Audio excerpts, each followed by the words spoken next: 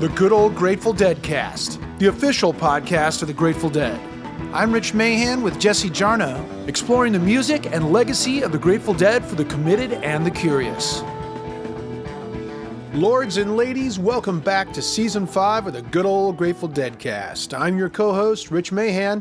Thanks for coming along on this journey as we time travel across the pond to 50 years ago and tag along with the Grateful Dead on their historic Europe 72 tour. We are bringing new episodes of the Deadcast to you weekly this season. Each episode covers the shows that took place on the Europe 72 tour 50 years to the week after they happened.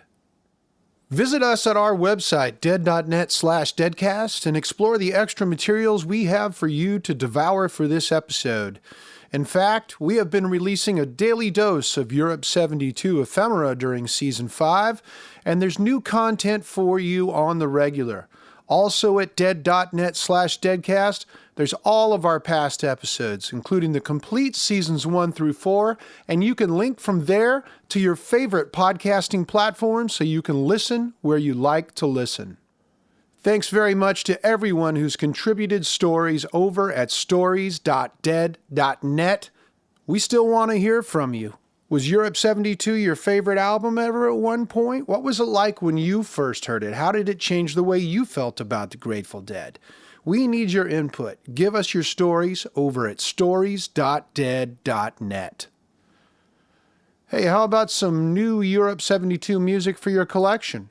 June 29th brings Lyceum 1972, the Complete Recordings Limited Edition. It's a 24 LP box set with the 4 complete shows from the tail end of the Europe 72 tour, which are the topic of today's podcast, available exclusively at dead.net. And of course, there's going to be a newly remastered version of the original Europe 72 release, available on CD, LP, and digitally, also on July 29th. Well, this week we're back in jolly old England for a 4-night run at the historic Lyceum Theatre, May 23rd through May 26, 1972. And yes, while these are the last 4 shows of the Grateful Dead's Europe 72 tour, by no means is your trip over. There's still one more episode to come next week before we wrap up Season 5. So let's finish up these pints and take the tube to the Strand in Covent Garden to meet up with Jesse Jarnow.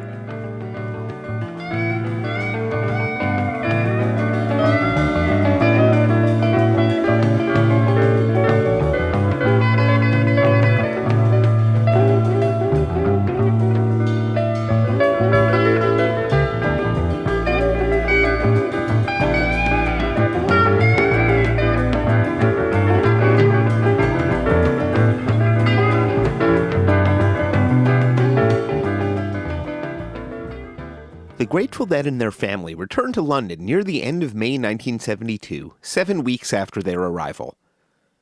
The Dead would record more than half of what became Europe 72 over the final 4 nights of the tour at the Lyceum Ballroom, including the entirety of the album's 3rd LP.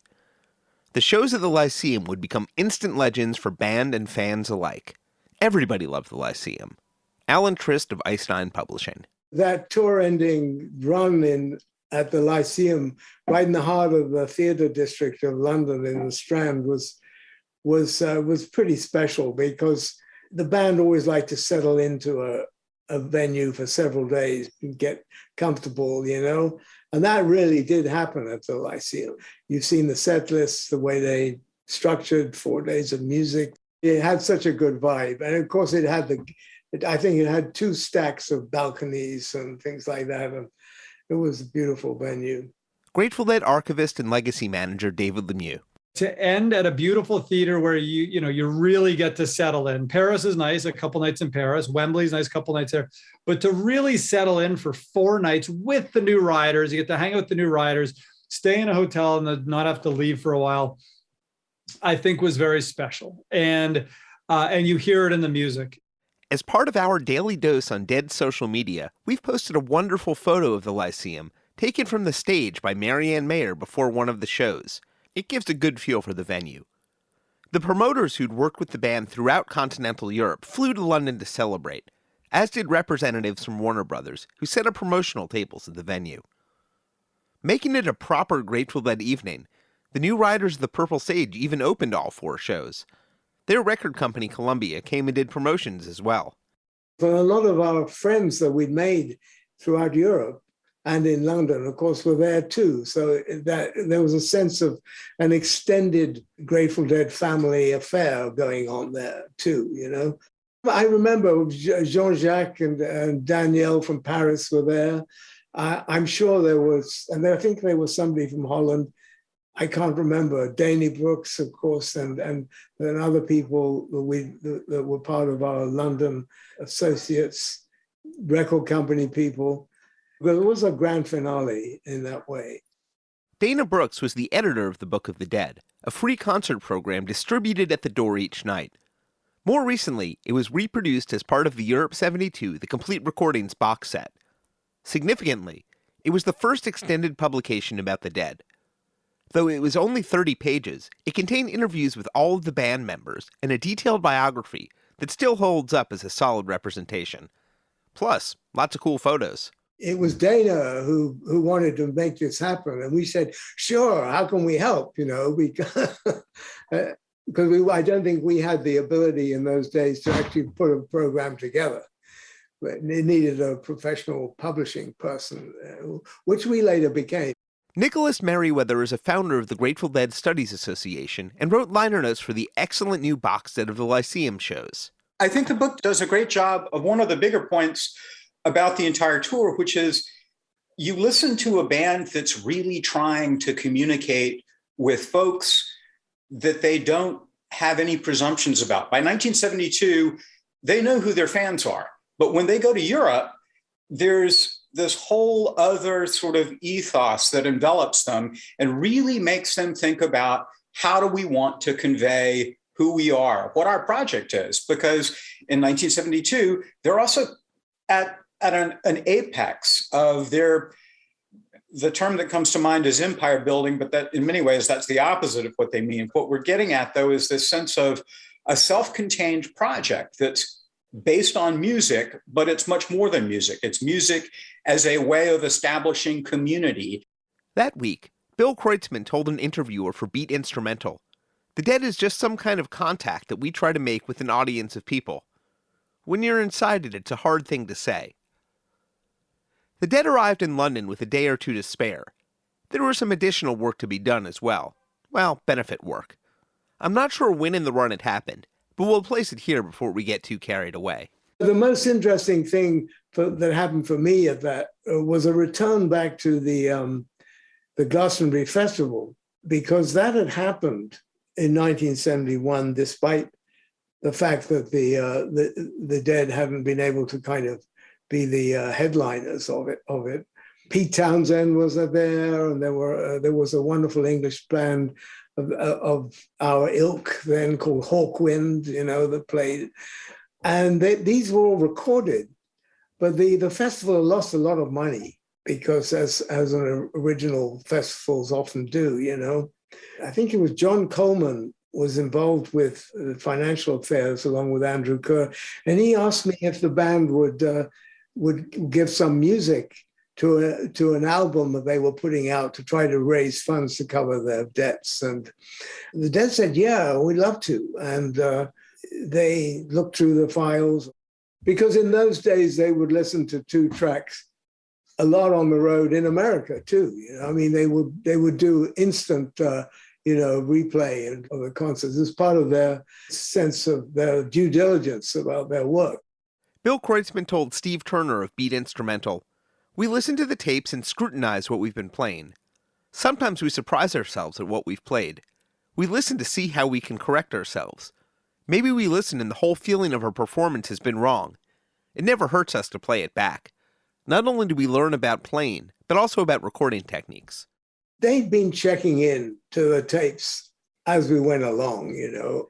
I don't know how that happened technically. We knew we had the good stuff. It's worth noting that while the Dead were making the music of the Europe 72 tour, they kept updated on their own work.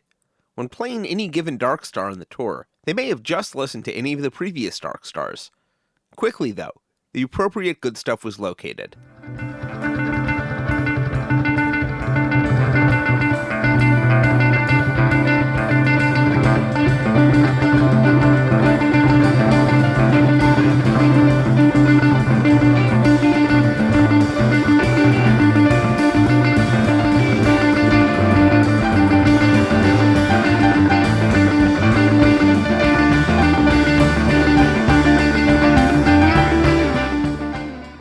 The Dark Star from Wembley at the beginning of the tour was we can give them 26 minutes of this, a whole side of music.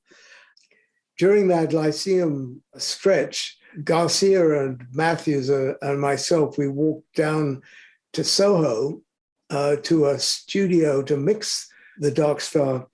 It was a very interesting studio, completely in an anonymous part of London, Soho.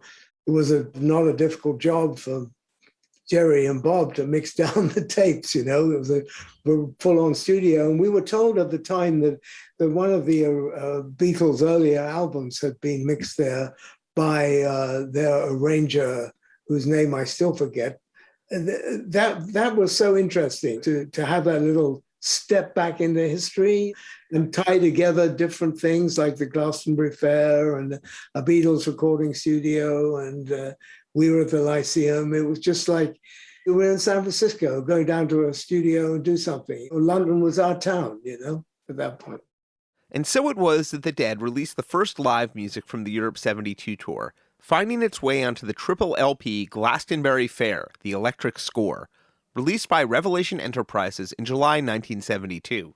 We talked extensively about this version of Dark Star on episode 2 of this season, and you can check out Dr. Graeme Boone's complete annotation on YouTube, titled The Wonders of Dark Star.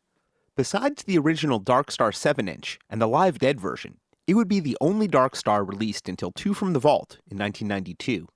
For Deadheads in both Europe and the States, it was as welcome as it was deep. For American Deadheads, though, it was definitely a record-collecting obscurity. As a piece of music released into the record-collecting wilds, it also had an impact outside the Dead world. Archivist David Lemieux. 2005, maybe, I don't know. Bernardo Bertolucci, 2004, was making a movie called The Dreamers. And Bertolucci had that Glastonbury Fair album from 72. And he remembered that Dark Star. So he wanted for this movie, The Dreamers, which was about the Paris 1968 cultural riots, Truffaut and Godard, it was an incredible movie. And I'll never forget, he wanted to use a piece of the music from the Dark Star that he'd remembered from 30 years ago. So we licensed to Bertolucci this piece of Dark Star from Wembley from 4872, one of my favorite Dark Stars. And I got to choose the piece of music it was. Bertolucci trusted us to give him something good. So we gave him this great piece of music. And then the way he used it in the movie, it's layered. I saw the movie in the theater. Jean-Luc Godard, he's looking down on me from my office. I've got a photo that my professor took of Godard in 1979-80. And in the movie, the Dark Star is playing while there's a piece of Godard talking and from one of his movies over it. He layered Dark Star with Godard.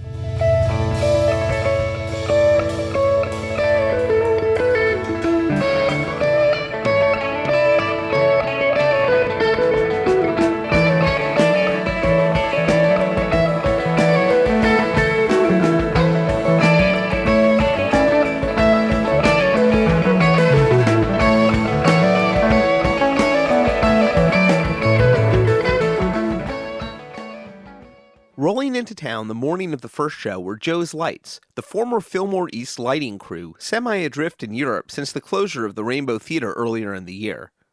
Please welcome back to the Deadcast, your friend and ours, the great filmmaker and dead freak, Allan Arkush. We hooked up with the New Riders in Amsterdam at a festival in Amsterdam that was on whatever their equivalent is of Memorial Day weekend. Because that's a big deal to go from London to Amsterdam with all that equipment. And so we went to that festival, and Ike and Tina Turner were at that festival, the New Riders and the Pink Floyd. We were put up in the same hotel as the Riders and as Ike and Tina. But they didn't give us whatever the per diem was, we didn't have free room service or anything, which was insane because we been up all night. So we go into the hotel after being up all night doing the shows. We went back to the hotel and it was 5 a.m. and they were setting up this gigantic breakfast buffet.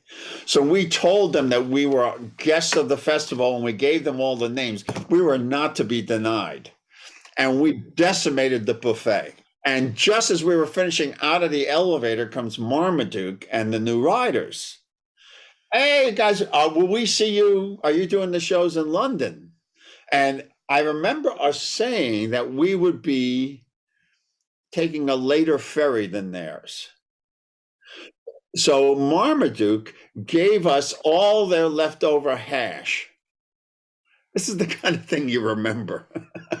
And said, well, because we're going straight to the ferry, so do whatever you want with it and then toss it. So for dessert, we all ate the hash and went to the Van Gogh Museum.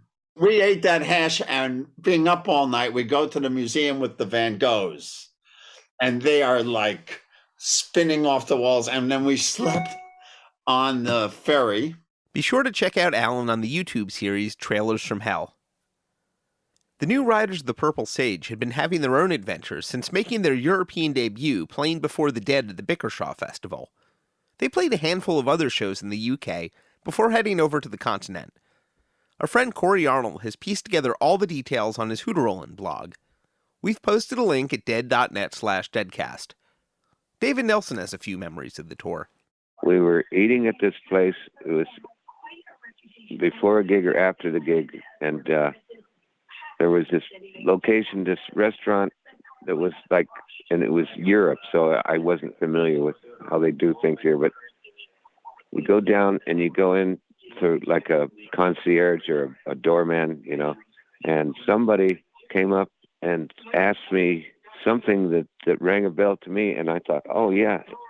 And he said, can I talk to you up here? And we just stepped up over this little mound past the parking lot, and he proceeds to save me, Christian-wise, you know. He had me say a prayer out loud and stuff like that, and I just went along with it, went, okay, yeah. And he said, okay, you're saved now. You shall have eternal life. And I thought, well, I went in and everybody was sitting down at the tables, and I just got saved, everybody, you know. Some people go to Europe and get snow globes or cool sweaters or knives. David Nelson got saved. Righteous. We'll pop back to David in a bit, but the new Riders rejoined the extended cast for the 4 nights. Promoter John Morris. I think we added the Lyceum towards the end. The whole thing was they'd agreed to come do the Rainbow. And then we lost the Rainbow. So this whole tour got expanded from makeup dates, you know, to cover it. Wembley, and then on one end, and then Lyceum on the other. The British Dead Freaks have, to a head, nothing but love for the Lyceum, both the venue and the 4 nights of music that unfolded. Welcome back, Chris Jones. We all went up to the Lyceum. About half a dozen of us went there, and absolutely amazing venue. It's an old theatre type ballroom, and a big stage. There's a plush velvet fittings and things, and very, very nice place. Lots of room for dancing at the front, or for just sitting down and rolling a joint. And at the back, tables and chairs. Graeme Walker.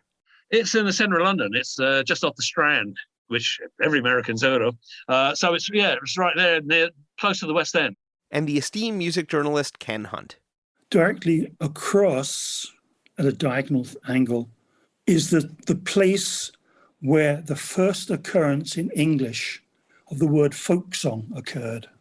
And in 1847, a woman called, I'm working on this book by a singer called Martin Carthy, and this appears in the book. In 1847, Mary Howitt translated a German folk song. In English, it's the Three Little Roses. And the original was Volkslied in German, which she translated as folks, apostrophe S song. So just across the road from where the Dead played in 1847, someone had invented the word folk song in English. Alex Allan.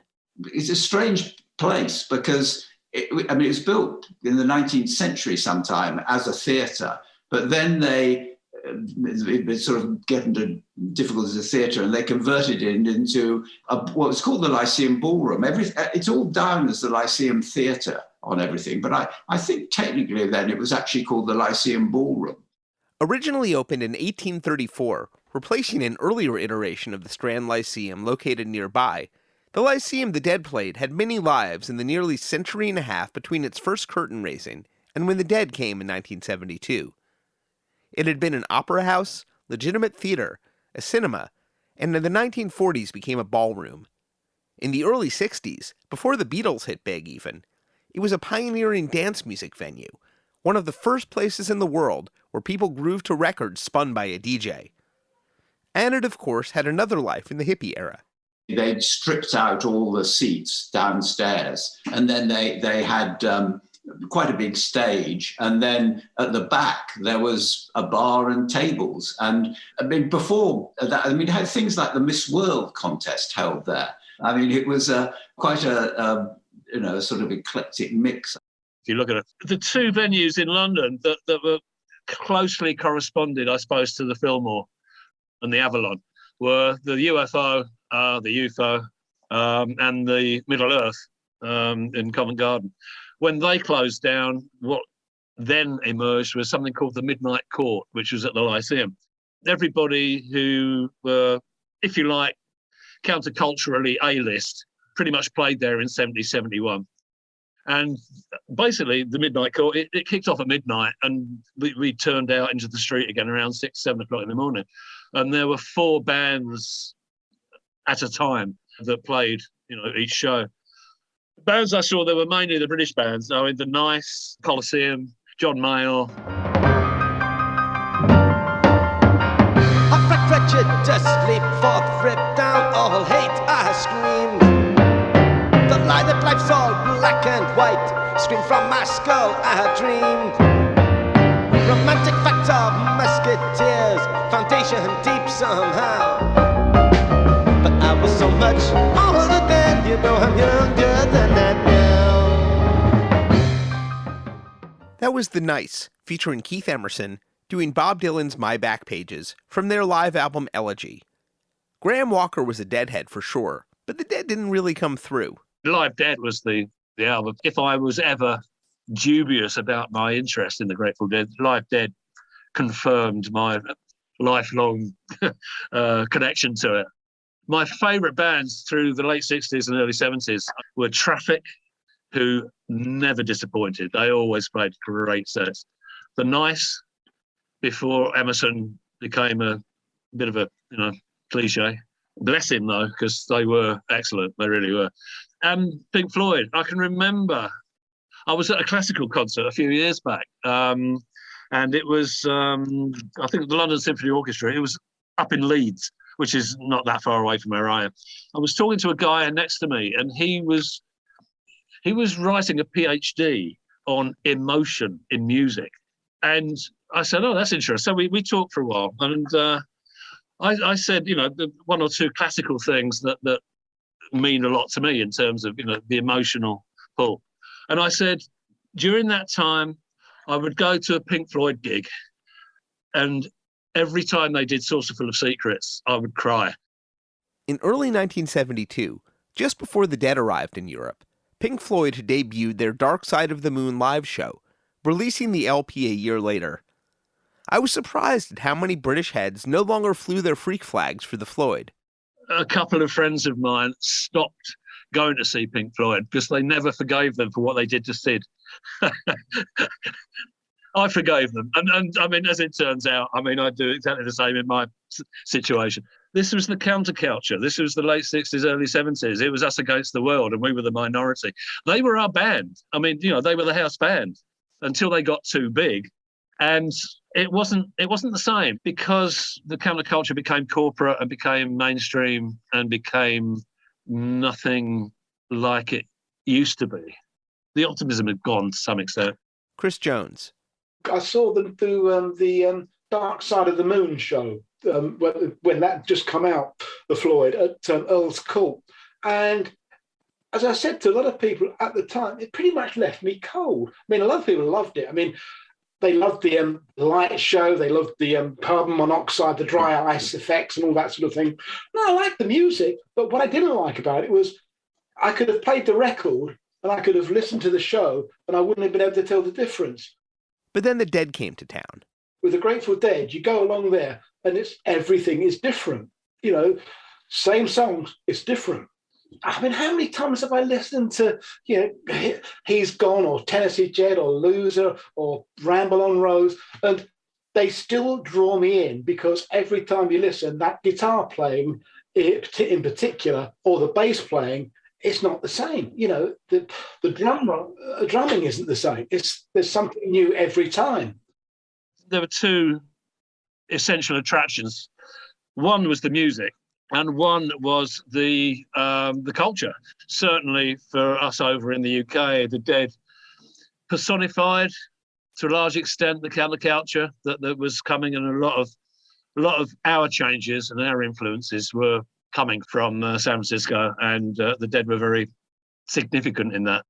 Talking about the 72 tour, for me, looking back at it now, it's in a sense the last flowering of the counterculture, because at that point, the underground magazines were still going very well.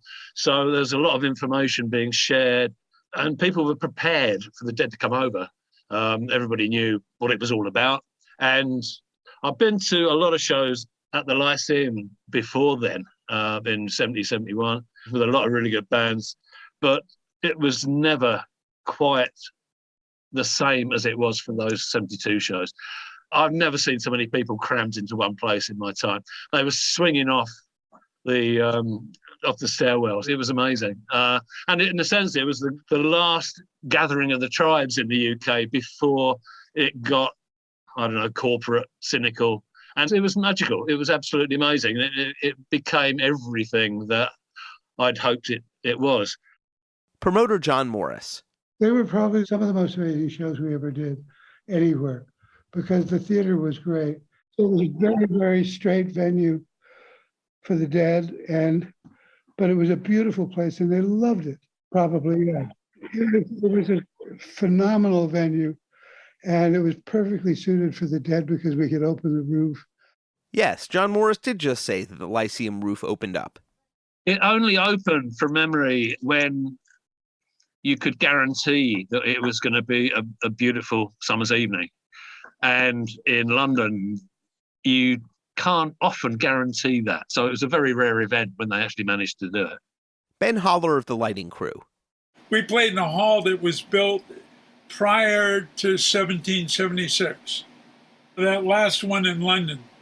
That was a great place. It had been rebuilt. London gets burned down every couple of years. But it was a theater with 2,000 or 3,000 seats. And the roof slid open when it was good weather, which is, 2 days a year or something. Yeah, it was like these stadiums nowadays, but it was a roof that was on some kind of a contraption that opened it up. The Dead live inside a venue, but with the sky out there. According to historical weather data, it was unseasonably warm all 4 days of the Lyceum shows, with daytime highs between 79 and 81 degrees Fahrenheit, and nighttime lows in the mid-50s, with no recorded precipitation. Keep in mind that at any point during the Lyceum shows, and therefore during most of Europe 72, the album, heads could look up and see the sky. The venue is still in operation, but its current operators probably don't find much use for the giant skylight. I think it had live music through till maybe the early 80s, but I mean, it was mainly mainstream stuff. And now, I'm not sure if they made it into a cinema or a theatre, but the Lion King, either as the movie or the play, has been there for the last 20,000 years, it seems. I mean, that's what's there right now. And I haven't been in since 72, to be honest. That's probably the last time I was there. Joe's Lights weren't contracted to work the Lyceum gigs, but you can bet Allan Arkush made it inside. I went to all the shows at the Lyceum and was working there in some unofficial, but for cash, thing, because that was a tough union house. And I think maybe I was in a lighting booth trying to explain to the lighting guy who everyone was in the band.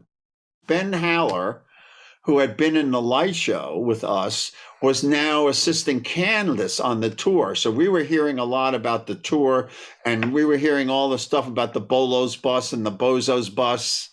And the music is so good because their whole vibe was so good. And so in a way, their trip to Europe is an extension of the bus, the Further bus. I think that cannot be discounted.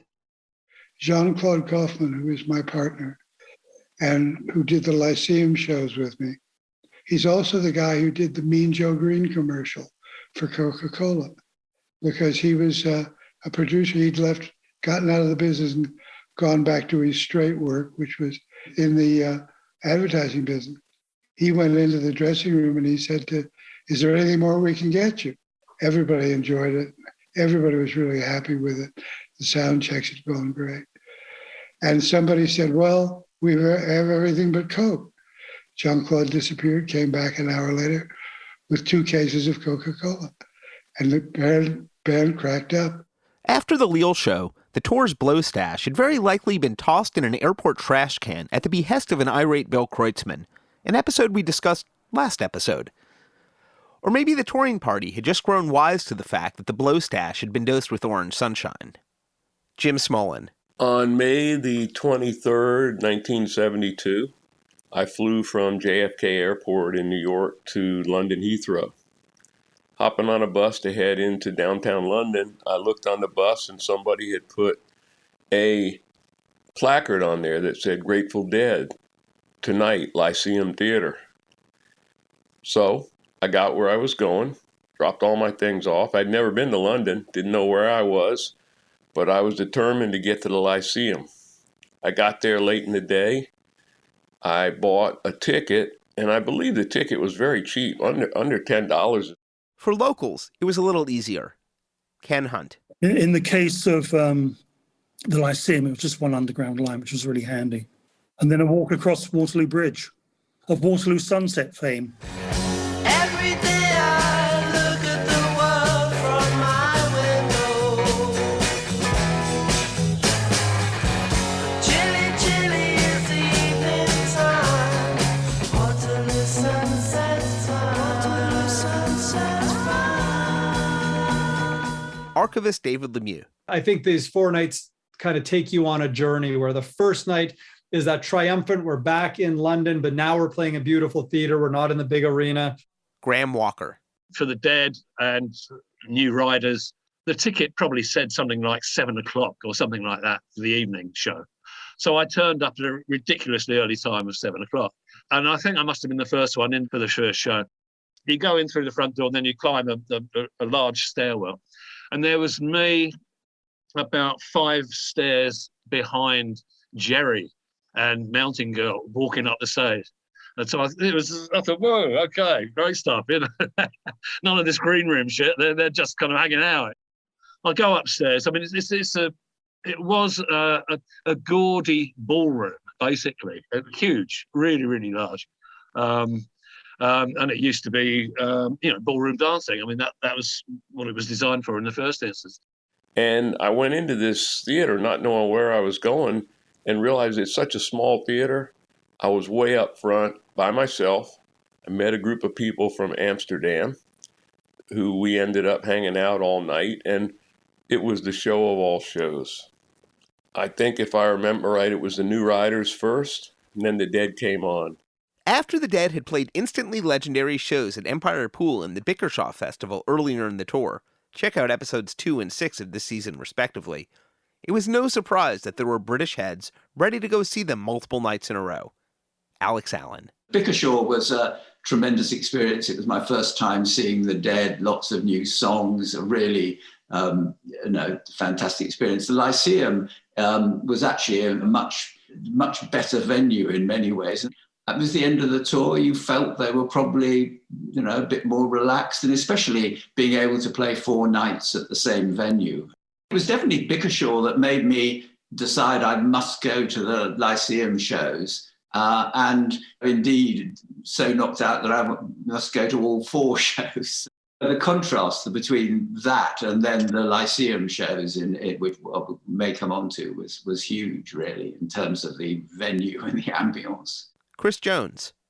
Then Lyceum, they gave so many freebies away. They were giving you the Book of the Dead. They were also giving these spinners, where you pull a string and a thing in a cardboard thing spins around. And they had some Grateful Dead ones and they had some New Riders. I've still got my New Riders one. It's just good PR now looking back at it, but at the time it was unheard of that so much free stuff was given away at concerts. Warner Brothers was there in force all 4 nights with a promotional booth as well as their own private balcony booth. Columbia Records, home to New Riders of the Purple Sage, did the same. Take a look around tonight and what do you see? If you could go somewhere else now, where would that be? Then you find a place to hide. Come and tell me where it is now. I'll still be sitting here, singing in the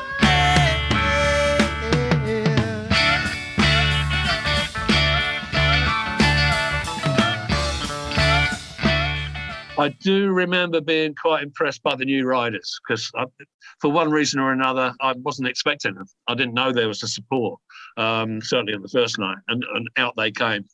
And I can remember a great version of Down in the Boondocks that they played. I mean, that was my distinctive memory of the New Riders. But they were excellent. I mean, they really were very, very good. And they did a pretty... from memory, a pretty long set. I mean, it wasn't just, like a 45-minute support group set. It was a really, really lovely venue. I felt really at home there, really comfortable. And again, I sat in a night, it was fairly well spaced. I don't know how many people were there. I mean, I'd be interested to know what the numbers of attendance, what the numbers were there. But it didn't seem to be crushed, but it seemed to be a lot of people there, but it wasn't at all crushed. Good evening, welcome to here.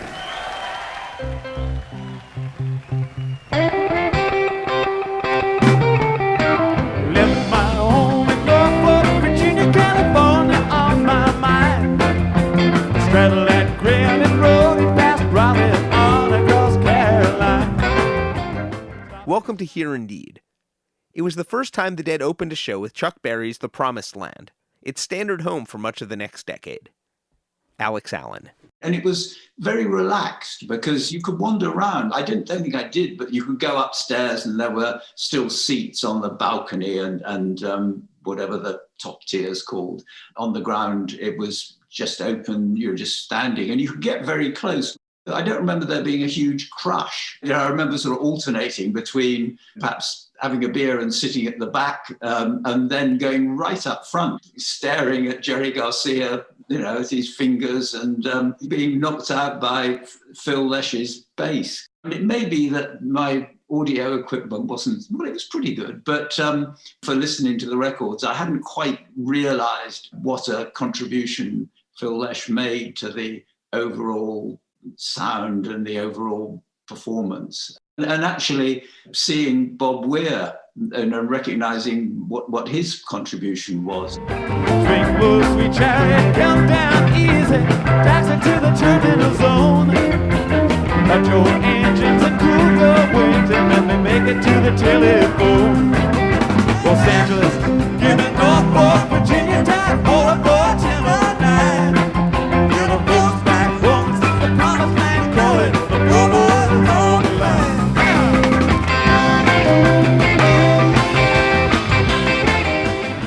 And Pigpen was stage right, pretty much behind Jerry.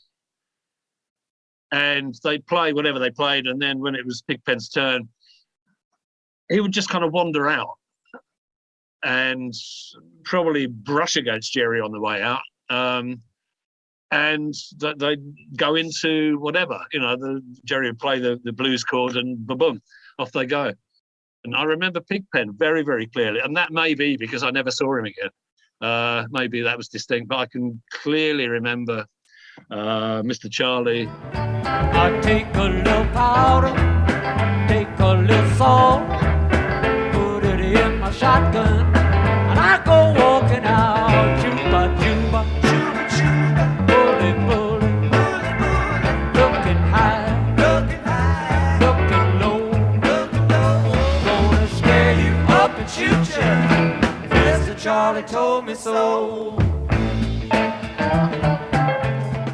In fact, the version of Mr. Charlie from the first night at the Lyceum was the keeper, used on Europe 72, take number 19. That is, they played it at every show of the tour up until then, and would play it at the next 3 as well. There are no overdubs at all on it. On one hand, sweet take. On the other hand, by the time the band was doing overdubs in the summer, Pigpen was too sick to participate. Mr. Charlie would be his final original contribution to a Grateful Dead album. They debuted it the previous summer, just after finishing work on Skull and Roses.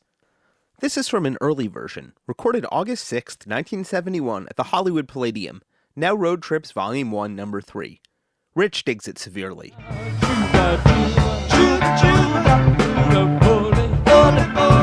Looking high, looking low, gonna scare you up and shoot ya, 'cause Mr. Charlie told me so. Besides missing a verse, the song was almost the same as in its final form. On the album, Mr. Charlie is credited to McKernan and lyricist Robert Hunter. In 1980, our friend Ken Hunt, who we'll hear more from later, asked Hunter about the nature of his collaboration with Pigpen on Mr. Charlie, and Hunter's answer was surprising. Well, that wasn't a collaboration, he said. Pigpen is an old-time bluesman about that. We're going to do this song and he wants a piece of the action. I can say that safely now that he's dead. Pig would let me write for him, which is very, very nice, just as an artist and as a very close personal friend. I liked writing blues and stuff like Easy Wind, the kind of stuff that Pig could do, and nobody else could do very well. There's a Robert Hunter solo demo of Mr. Charlie out and about in the world as well, said to be from 1970 with an extra verse. Ask a taper. It's the same Mr. Charlie we know, but based on the demo, I'd argue that Pig totally deserves his songwriting credit, especially compared to the fleshed out and arranged version that appeared on Europe 72. But who is Mr. Charlie? As always, probably Robert Hunter would welcome any interpretation, but the term stretches back to the 19th century and was still in use in the 20th. Let's start with this definition, from the Underground Dictionary published in 1971 by Dr. Eugene Landy, later the quack psychiatrist to Brian Wilson. Mr. Charlie, noun. 1. White man, boss. 2. White establishment man. He is one who lives in suburbia, usually has a white-collar job, 2 to 3 children, a station wagon and a compact car, and a white picket fence. He has short hair and puts the American flag outside his house on patriotic holidays. In short, he is part of the mainstream American life and society, a.k.a.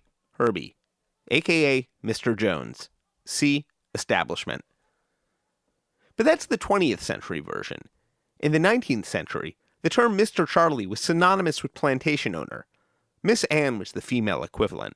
The names have changed a few times, but the modern equivalents of Mr. Charlie and Miss Anne aren't too hard to find in contemporary culture.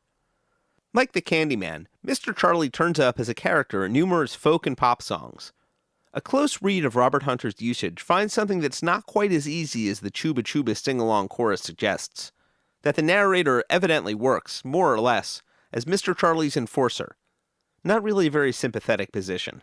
Where you take a silver dollar, take a silver dime, mix it up together in some alligator wine,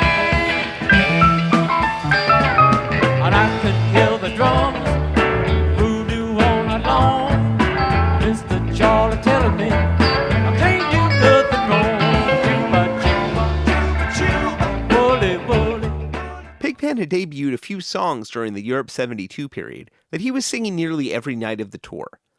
Chinatown Shuffle and The Stranger.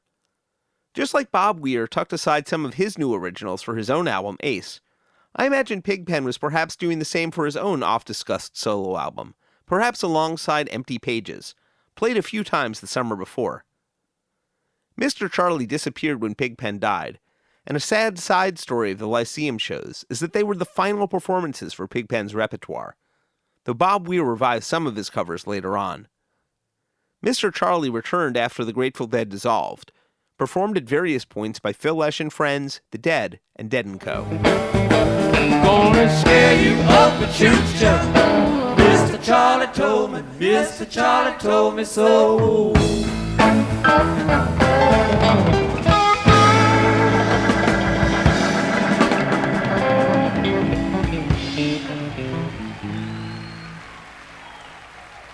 Thank you. At the end of a song, he would sincerely thank the audience for listening before retiring back behind his keyboard. Alex Allan. I remember, Tennessee Jed hearing the words, as I say, it was new to me, but hearing the Blackmire kick my dog or whatever, and, being stuck in my mind. I roam into Charlie Ford.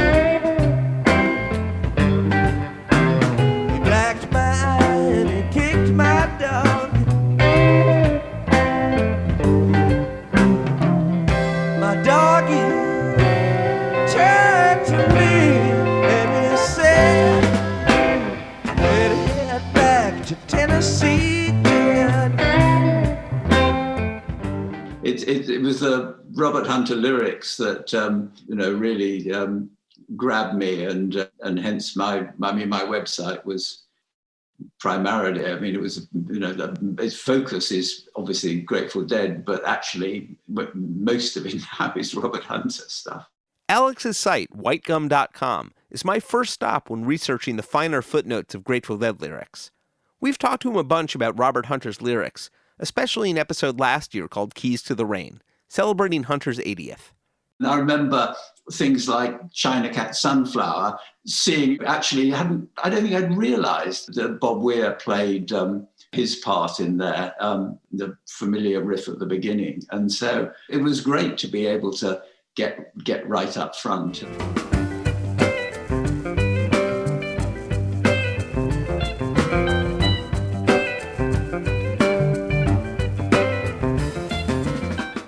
I knew straight away it was not formulaic. It was not, we're going to play our best tunes, our hits or whatever, and we're going to be here for an hour and 15 minutes and then we're going to go. It was much more relaxed. It was, and that X factor between the audience and the band, which is hard to put your finger on to a large extent because it's not visible, but was very, very definitely there. We were all in the band for those shows, and it was there wasn't, the barrier between the stage and the crowd wasn't there like it was for most other things anybody ever went to see. It was qualitatively different.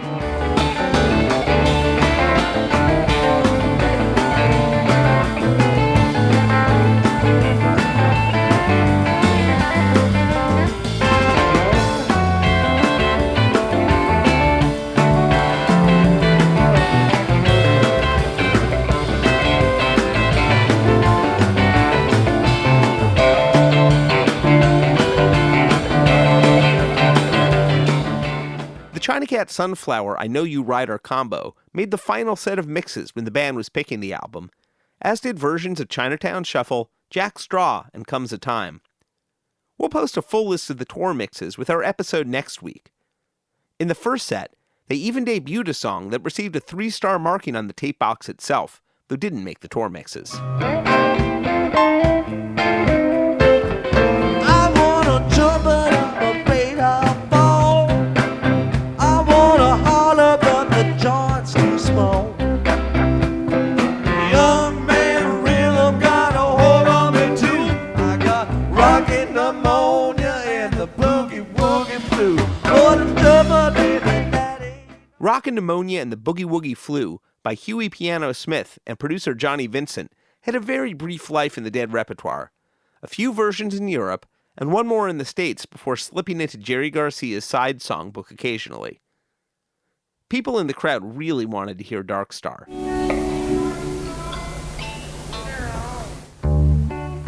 You wouldn't recognize it anyway, man. How much you want to bet, man? I bet you wouldn't. I'll bet we could slip it in on you, and you never know. I'll bet you a In fact, pound. how do you know we haven't already done it? I'll bet you a pack of Dunhills.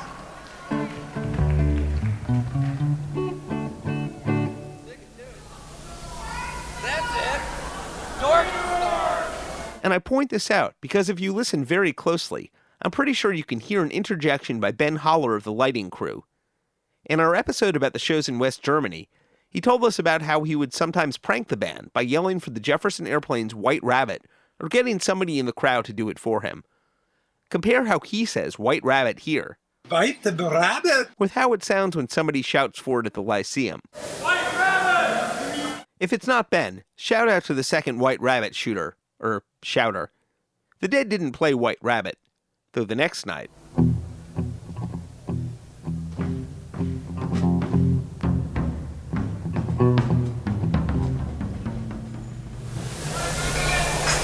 I'm pretty sure that was Ben shouting in triumph at the end of the quote. In this next story from tour architect Sam Cutler, remember that in rock speak, gig means any number of shows at a single venue. The last gig of the tour we did, which was in London, was in a place that was run by the security guys were all in like nice red jackets, all very neat, white shirts with black bow ties, you know. And it was like all very organised and everything. And the manager came up to me. He was all kind of his hair all like, you know, slicked back. Now, we have to end this concert at 11 o'clock. What? Yeah. No, we've got to end at 11 o'clock because otherwise we go into overtime and it costs far too much money. We have to pay the staff and everything. I said, well, there's no way the Grateful Dead are going to agree to that, man. And it's not in the contract. You know what I mean? Forget it. No way. I said, the Grateful Dead play until they decide that they're fed up with playing and they don't want to play anymore. It's as simple as that. That's what's going to happen. Anyway, it was kind of left us up in the air. We're going to take a break, and we'll be back in a few minutes, and we're going to play for a while. And I know your ticket reads from 7 till 12, but I know you'll forgive us if we go a little later tonight. So, of course, what happened was miraculously, all the security got high in some, goodness knows how, but they did. And so the black ties would come off, the red jackets were taken off. There were various bare-chested security guys, right? Heads would report all 4 Lyceum shows running to the wee hours. In the second set on the first night, the band drifted into the song people had been requesting earlier.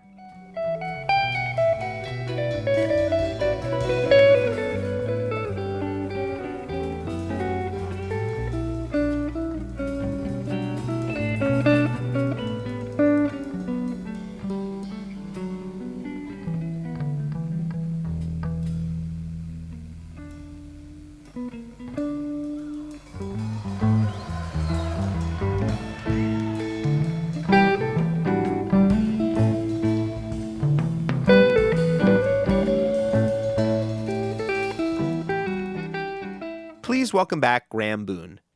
I love the way this first jam goes from stillness to rippling movement. A quietness, drawing out the moment, and we start up again, Jerry on high A, and we've returned to the chord A, the home chord.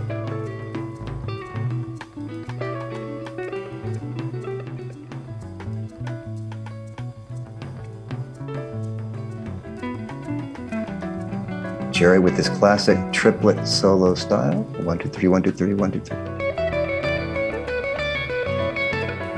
You can hear Keith and Bob staying home on that one chord of A. And then moving around.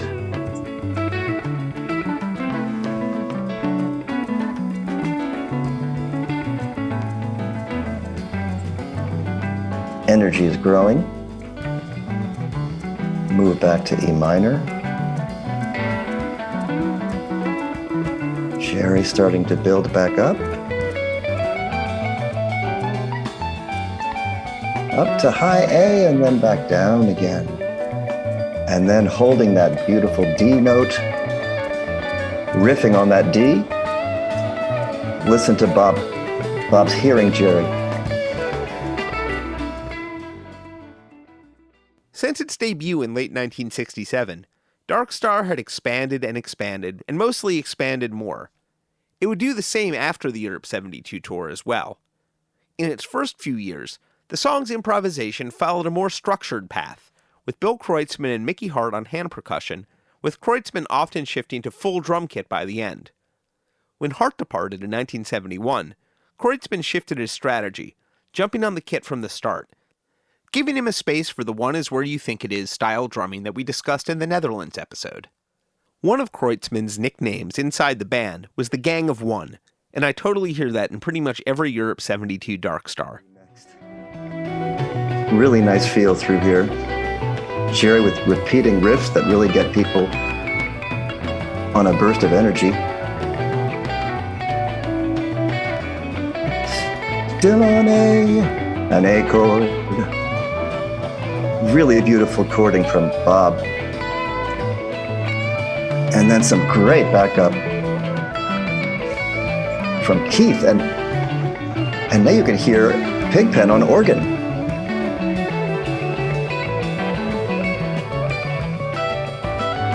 What a wonderful sound, everybody together.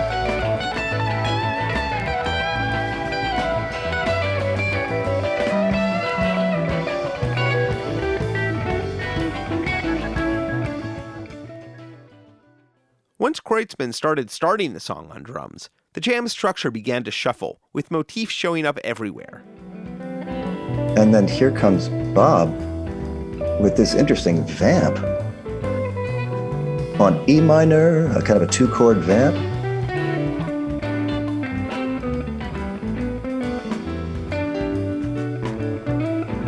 And it's supported by Phil, who does a little bit of walking bass. And then some funky bass. Jerry getting into a little bit of his arpeggio riff on A minor, though, not on the usual E minor. Though not quite exactly the same, that riff is genetically related to what old school tapers call the Sputnik Theme, one of the key components in those earlier, more structured Dark Stars. A few episodes back, we posed the question of where the name came from. It turns out that the term Sputnik Theme is coming from inside the house, or at least from inside the Deadcast family. Over to one of our excellent German correspondents, Volkmar Rupp. Ah, the Sputnik Theme. Ha! That term first came up as kind of a joke.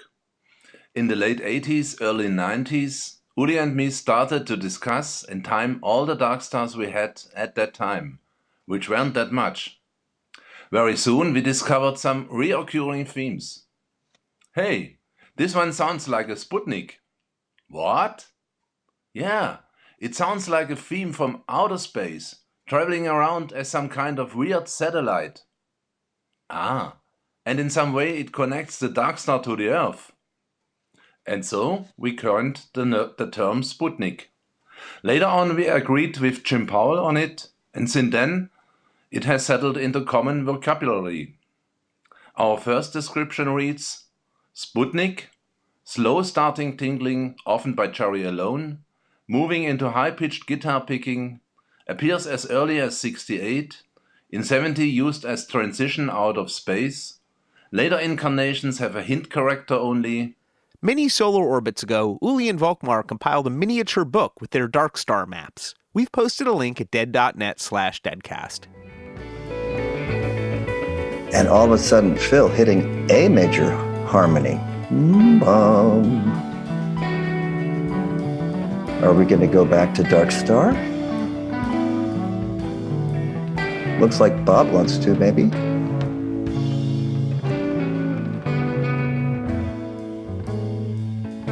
Things really slowing down. And Jerry suddenly hits an open D chord, which is the chord of morning dew.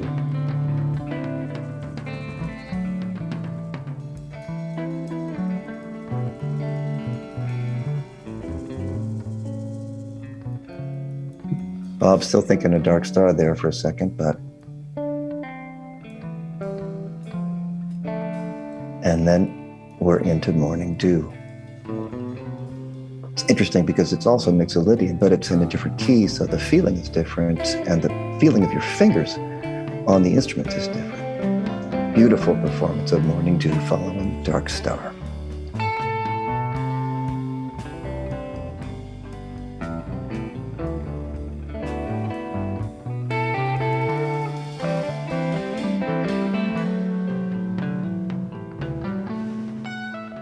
They kept going and going. There was even another song debut late in the evening, kinda. It might sound like they're going back into Not Fade Away from Going Down the Road Feeling Bad, but Jerry knows better.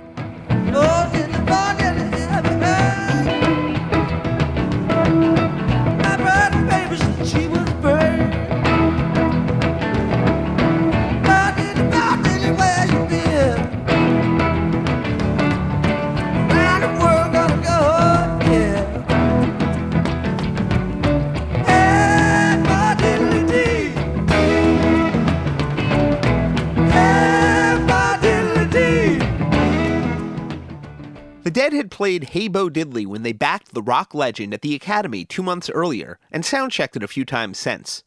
It had come out a few more times in '72, and once, as David Leopold reminds us, with the Neville Brothers in 1986, featuring Bob Weir on tambourine. For a brief period, it was an alternate destination in the late show Boogie Down.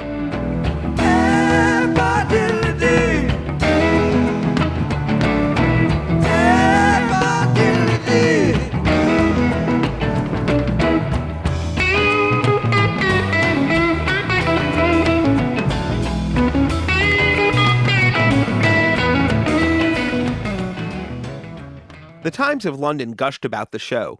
Wrote Miles Palmer, "It was rock music devoid of theatrical effects, but glittering with expertise." Unlike some critics on the tour, Palmer made it to the end of the very long night, calling out the magic ballad, Uncle John's Band, that closed the set. "Oh ho, what I want to know is, where does the time go?" Palmer wrote. Where indeed, I thought, looking at my watch. It was 1:50 a.m. Same story that Cole told me, it's the only one you know. Like the morning sun you come, and like the wind you go. Any time to leave, barely time to wait. Oh, I want to know, where does the time go? Well, almost. The show definitely went long. Graeme Walker. At that point, I was living in Watford, so that was about 15 miles away. I think the first night I actually drove in. Subsequently, I realised that probably wasn't a good idea. So I honestly can't remember what happened. I probably got back to the railway station and waited for the first train in the morning, which would have been about 6, I guess. So it wouldn't have been too long a wait. Certainly the last buses and trains had well gone, probably even before the Dead came on stage. So certainly for the second set. Jim Smolen. I think the show started around 8, and I think we left there, it was well after 3 a.m. I go outside, I tell these guys from Amsterdam I'm going to take the underground, the tube, back to where I was going. They said, "The tube's closed, mate." So people I never knew before gave me a ride back to where I was going. All I can say is, I've seen the Dead a lot of times. That show was the show of all shows. With the gear set up at the Lyceum, the Dead had a party the next afternoon. Steve Parish. We met a lot of people in England. The promoters took us out to St. John's, Jerusalem. We had a wild party out there, and a lot of people associated with Apple Records and the Rolling Stones came out and stuff like that. So we had a good party there. The new riders of the Purple Sage were along for the ride. There's a photo of Jerry Garcia, Bob Weir, David Nelson, and John Dawson with acoustic guitars in St. John's Jerusalem Chapel. But a lot of what people remember about the day was the softball. David Nelson played softball with the Dead sometimes back home. We arranged to go to this place in, I think, near Fairfax, where they had a baseball diamond, and go there and hit balls. And I got movies of that. I mean, not just little clips of it in my home movies. St. John's, Jerusalem, we had a big game that day, and that's mostly that day. Now, if you go back into the 40s when our American servicemen were in England, they didn't like to play cricket. Cricket's a very annoying game if you're American raised on baseball. And so we were always playing baseball in America at the time. We played the Starship. We played the Dope Dealers of Marin. We played Bill Graham's team. We played the One-Legged Sisters from Hell and all these teams, you know, and we had a lot of fun at it. So we were still whizzing on that right at the time. And you'll see us all swinging those bats, and we had a lot of fun. It was a big, beautiful place. You know, it looked like where Robin Hood would have hung out or something like that. We offered an in-depth history of the Dead softball team, the Dead Ringers, on our Ripple episode during our American Beauty season. For both bands, roadies were from Pendleton, Oregon, and so one of them roadies was Gary Harover, who was a big guy who was good at baseball, and he was actually a draft pick for the Chicago White Sox at one point. Anyway, so we go to this guy's house. There was a guy and his family who offered us that they wanted us to come over and visit and offered a place to stay and stuff like that. And he had, in England, he had out in his back area a little baseball diamond that was drawn up, you know. They don't know a whole lot about baseball, but he had a bat and a couple of softballs or a couple of bats and a softball. And so anyway, we took our positions. We split into a couple of teams. I mean, it wasn't a full team or anything, but it was just to play, you know. And I'm out in like center field or right field, so to speak. And Harover hits the softball so hard that the seams came off. The binding, you know, that has the raised area on a softball, you know, that just ripped off and came off. And as I caught it, it was going flap, flap, flap, flap, flap. You know, he almost obliterated the ball itself. That was the last time we played baseball, I think, was that day at St. John's, Jerusalem.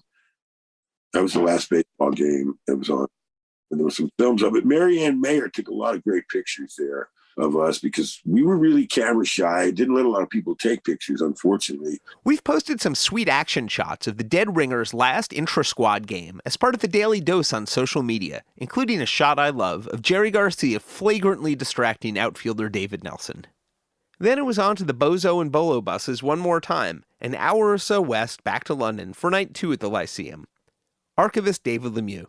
524, the second show. I think the most under-the-radar show on the tour. But every single song at this show is played incredibly well. This was the band settling into the second show of a 4-night run at a venue. They don't have to leave. They don't have to leave the hotel for a week. They were so locked in on 524. Again, I will really encourage people to check that show out because it's a concise show. The playing in the band, the other one, everything about this show is concise. They mean business. They're focused.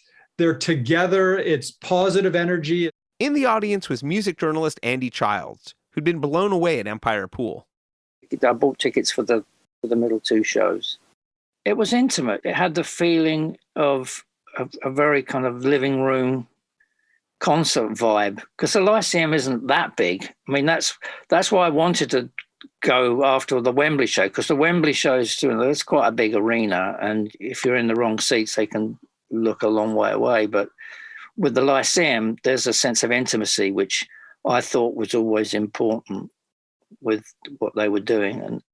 But it definitely was my impression that there were a lot of Americans at all those shows. So automatically there was a different feel to the audience and a different way of, I don't know, just different vibe of the whole thing.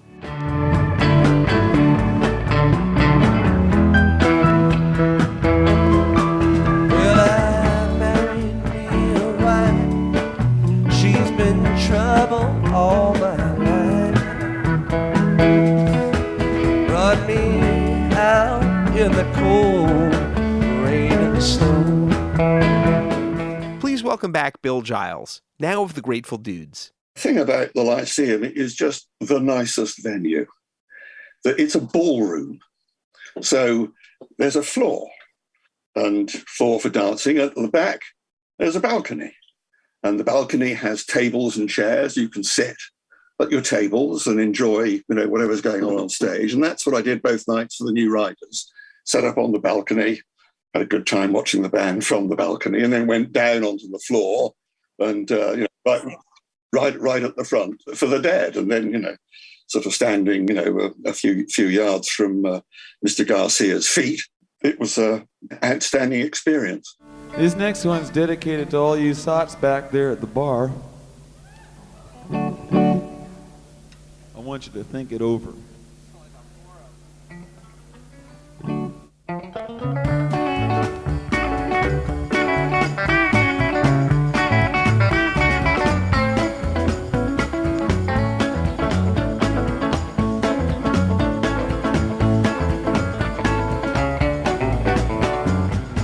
Back in that old saloon with a peso in my hand, watching flies and children on the street. The Lyceum, because I was much closer to the stage, it was a more intimate thing. But they just look like they lived on the stage. There's just a level of relaxation and amusement and, having a great time. And it was again a different sort of feel than I'd ever got from any other band. Andy Giles had spent a lot of time thinking about the Dead before he got to see them. All the band members came from very different musical backgrounds. And that was something that was new because, you look at UK bands, at rock bands, they all met at art college or they all came from similar backgrounds.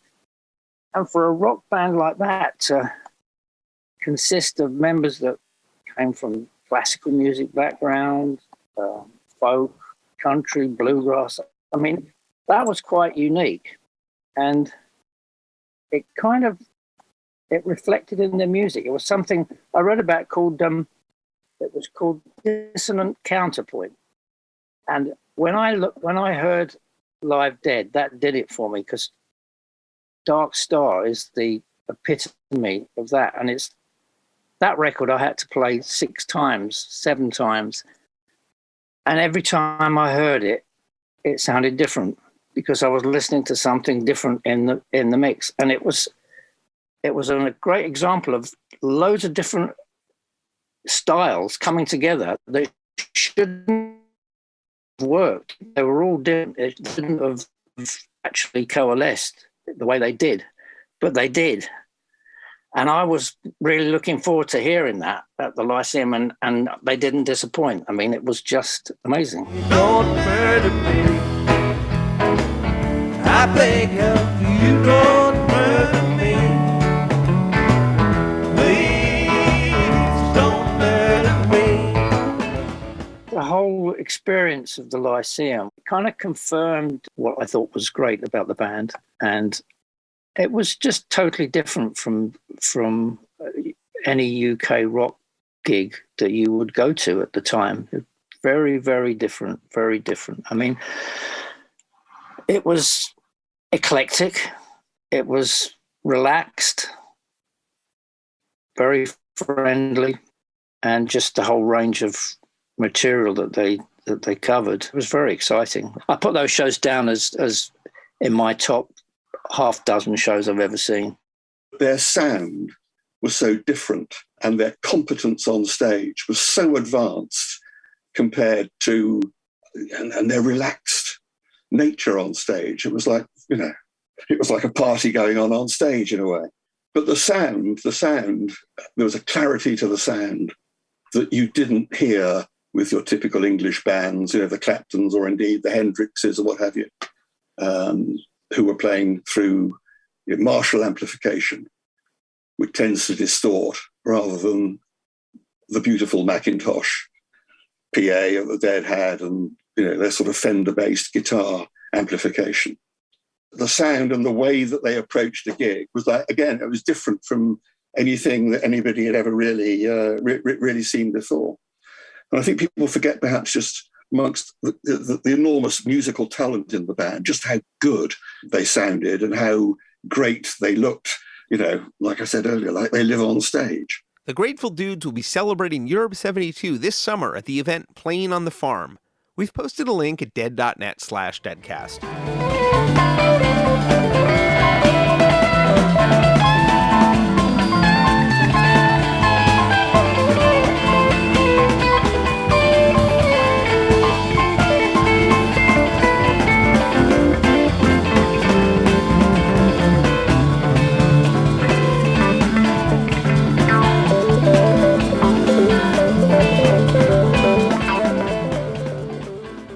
The Dead also caught 2 tracks for Europe 72 on the second night at the Lyceum.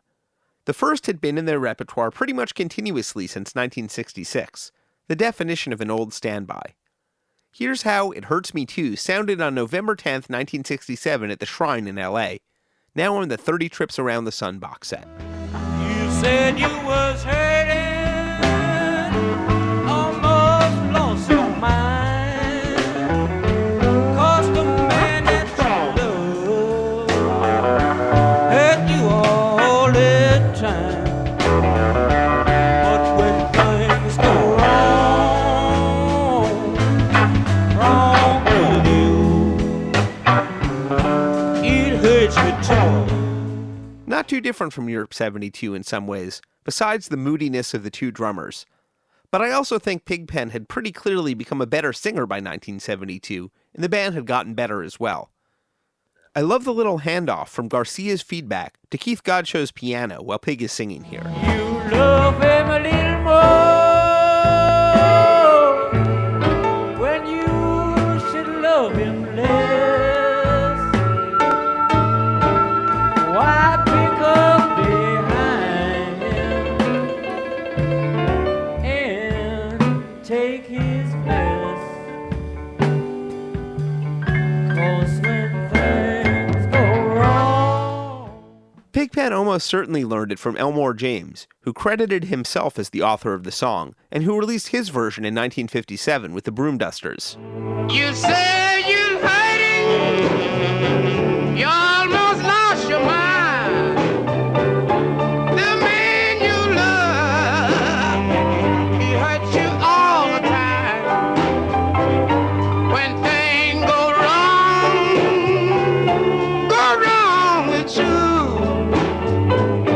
it hurting me too. Would that it were so simple. The story of It Hurts Me Too iterates fascinatingly when traced in reverse, and reveals an interesting Europe 72 connection.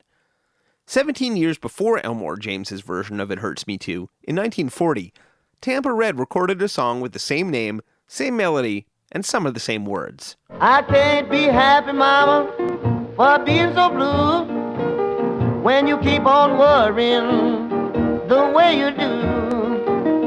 When things go wrong, so wrong with you, it hurts me too. But Tampa Red's song, It Hurts Me Too, was an update on a song he'd first recorded 11 years before that, in 1929, the slide guitar instrumental, You Got to Reap What You Sow.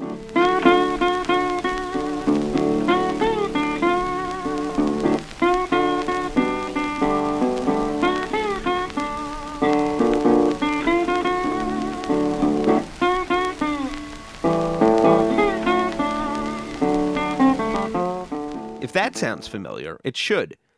Besides It Hurts Me Too, You Got to Reap What You Sow was the apparent origin point for several other songs in the blues family tree, and perhaps a melody going around previously. On one branch, the melody evolved into Robert Johnson's Come On In My Kitchen. On another, it became Sitting on Top of the World, a masterpiece by the great string band the Mississippi Sheiks. Was all the summer and all the fall, just trying to find my little all in all. But now she's gone, I don't worry, I'm sitting on top of the world. Which you may know as Side A, Track 5 of the first Grateful Dead LP. I worked all summer, spring and fall. I had a woman caused it all. Now she's gone, I don't worry, 'cause I'm sitting on top of the world.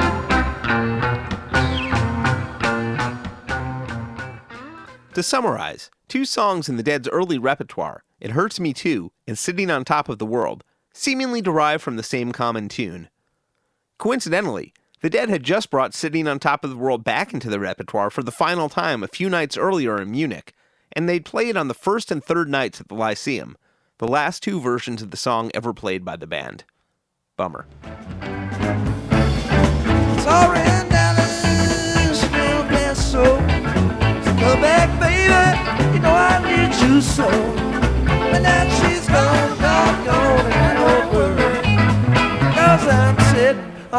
top of the world.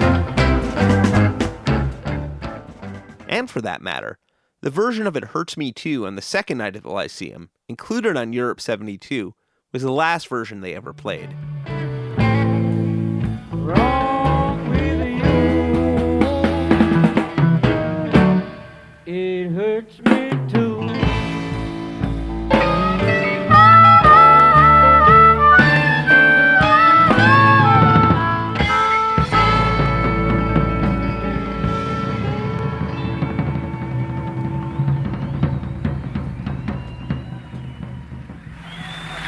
A few songs later in the first set, the Dead cut another song for Europe 72. The news is out all over town that you've been seen out running round. Originally by Hank Williams, that was the fifth and final take of You Win Again, recorded for Europe 72. Requiring no overdubs, it was perhaps the most no-fuss, no-muss tune of the project. No versions were pulled for the tour-end mixes, and there doesn't seem to be a surviving track sheet, apparently a semi-spontaneous inclusion on the album. Introduced into the Dead's repertoire in the fall of 1971, it was gone by less than a year later, with a few performances in 75 by the early iteration of the Jerry Garcia Band. You Win Again is, of course, one of the most legendary of all country songs. The news is out all over town that you've been seen running round. I know that I should leave, but then I just can't go. You win again. According to Hank Williams, the biography by Colin Escott, George Merritt, and William McEwen, the song was originally titled I Lose Again, with a new title suggested by producer Fred Rose when Williams recorded it in the summer of 1952, the day after his divorce was finalized. It was an instant standard.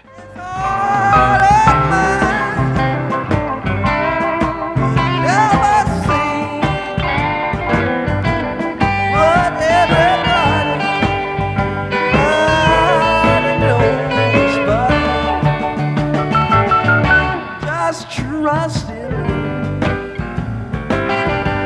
was my great sin. What can I do? You win again. Derek Gillman dropped us a lovely story about the Lyceum shows at stories.dead.net, which we'll use to end our look at night 2. In late May 72, approaching the end of my first year at Oxford, I went with 3 fellow students to see the Dead play at the Lyceum on the Strand in central London. I've no idea which night of the week it was, and so I can listen to tracks from all 4 concerts and feel myself there. As we started the drive home, surely in a state of euphoria, we turned the wrong way down Pall Mall, then a one-way street, and nearly crashed into a large bus. Both vehicles came to a rapid stop happily, with no actual collision. As we got out of our Mini, we saw, amazingly, that it was the tour bus, with members of the band amongst those leaning out the windows, openable in those days. We shouted to them how much we'd enjoyed the concert, and all was going swimmingly, until a police car appeared, much to our consternation. Pigpen climbed down to see what was going on, and perhaps somebody else too, but I just remember Pigpen. Fortunately, the officers were friendly enough. Did we benefit from being Oxford undergraduates at a time when there were fewer university students in the UK? Undoubtedly. Did we apologise profusely and claim we were unfamiliar with London's roads? Probably. Did Pigpen speak up for us? Possibly. The police let us off and departed, and we headed back. Almost 50 years on, it seems unlikely that anyone on the bus would recall that moment, but it's certainly a memory for me. The Dead didn't catch any of Europe 72 on the third night at the Lyceum, Thursday the 25th of May, but it was hardly uneventful, especially for those who attended. John Kieffer had seen the band in April at Empire Pool. As soon as I could, I bought a ticket for my girlfriend and I to go to the Lyceum a few weeks later. And May 25th at the Lyceum was my second Grateful Dead show. So after being blown away by the Empire Pool show a few weeks before, I had in the meantime used all my birthday money and a chunk of my wages on American Beauty and a pricey import copy of Skull and Roses from Richard Branson's First Virgin store. The Lyceum was a great venue and much more intimate at 2000 than the Empire Pool. If I wasn't nearly there already, this concert made me a Dead fan for life. It would be the last time they played a number of songs, mainly ones sung by Pigpen. Big balls made. Can't you help me when I call?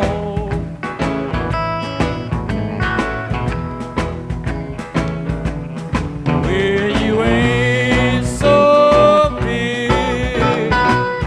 You just torn out some just about all. Goodbye to Big Boss Man, revived by Garcia in the 80s. And Goodbye to Good Lovin', revived by Weir in 76. Well, I was feeling so bad. After my family talked about what I had. The last version with Pigpen doesn't have a freestyle, but it does have Jerry Garcia on B3 for the last time.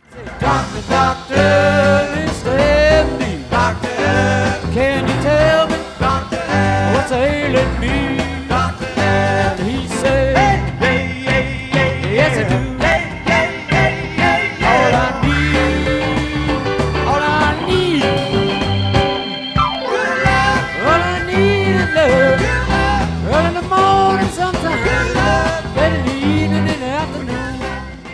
It also has a jam that gets pretty deep.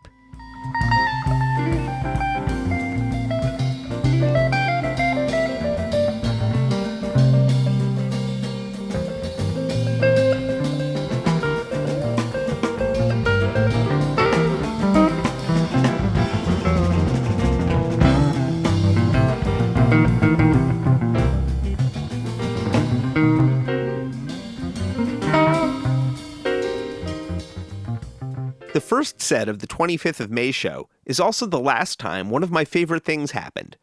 Broke Down Palace with a combination of Keith Godchaux's piano and Pigpen's B3 organ.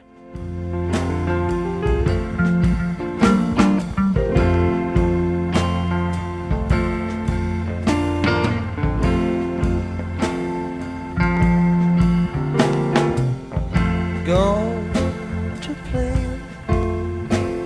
Oh, on the big screen it will go. Bill Giles. The Thursday night, that was the 25th, so the penultimate gig. They ended, as they were generally doing then, the first set with Casey Jones. And again, just talking about sound clarity. When they get to the final choruses that repeat, driving that train, etc., etc. And the guy on the soundboard, whatever, was just cranking up the amp every time. They get through a new verse, and it just gets louder. And I'm sure they did that. They're sure they did that everywhere. But I mean, it's just something I remember that this thing was getting so goddamn loud that and it was totally clear, and it was and the fact that I remember that happening, deeply impressioned experience. That train, I'm cocaine. Don't let watch your speed. Trouble ahead, trouble behind.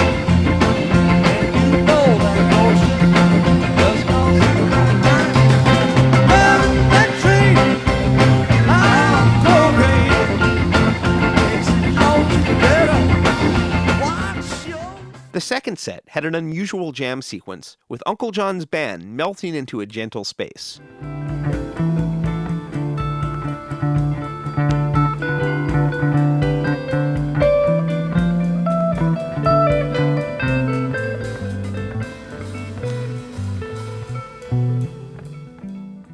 Reformulating dramatically into Wharf Rat.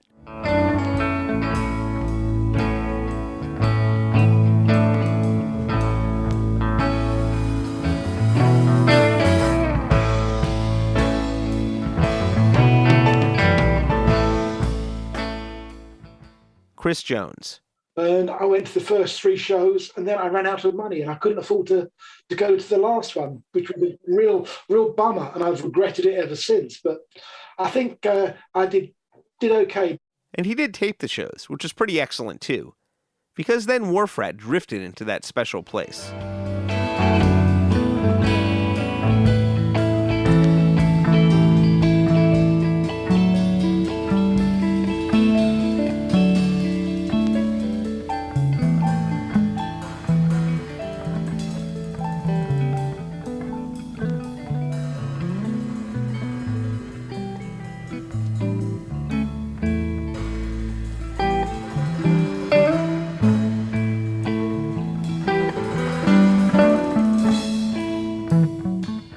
To spin us through this 11th and final Dark Star of Europe 72, please welcome back Graeme Boone. Wharf Rat transitioning into Dark Star is such a powerful move and feeling. They don't even play the tag. Jerry just started in on his riff, and they're into it. With that feeling of Wharf Rat in the background, this is a slow and pensive beginning. Chris Jones. I got to see my second Dark Star on the Thursday. And one of the things about the Lyceum Ballroom, I don't know if anybody has said this, is that the had a roof which rolled back. And while they were playing Dark Star, looking up, was it Dark Star? Was it the other one? Might have been the other one, but it was a spacey, magical trip. Looking out and see the stars, just a little black square in the ceiling and the stars above, and it was just absolutely magical. And I only had to do it to let all the fumes out, let the smoke and the incense and whatever else that happened. That really happened. A lot of things I've forgotten, but that is true. Andy Childs. The Lyceum had a retractable roof, and the atmosphere got a bit smoky in there for a while, and so they opened the roof to let the scent out. The roof was kind of domed, I think. Maybe there was a small part of it in the middle, and that just kind of opened up as a dome. So it wasn't the whole roof. I'll never forget that. It was quite nice because then you saw the stars coming in, and it was kind of a magic moment, really, in a way. It was kind of perfect.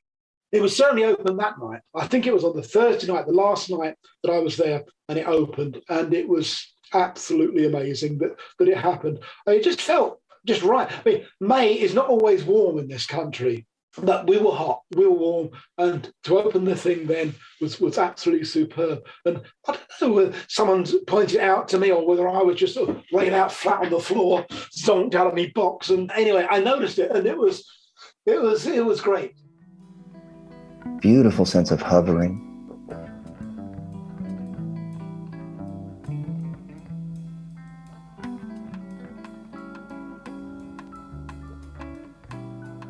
And you can hear everybody just adding little bits and pieces to this moment. Phil back on A and creating a sense of center, but always in movement. They would go in a huddle, they would look at each other and they'd be looking at what each other was doing. And it was that kind of playing off each other in a very intimate way, which again, I've never seen a rock band do that. Never seen anything like that before. So the band is in a very spacey mode here for a minute. And then Jerry hits this note. Listen to Jerry's note. And then Bob hits a note. And through feedback, they just hold on to these notes.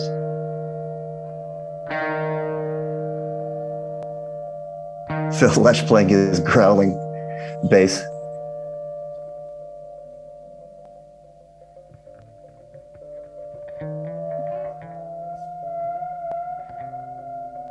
Wide open, deep space.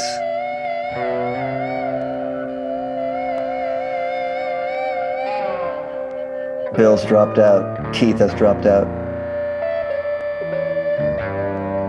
Fill in those 2-note chords, those dyadic monster chords in the bass.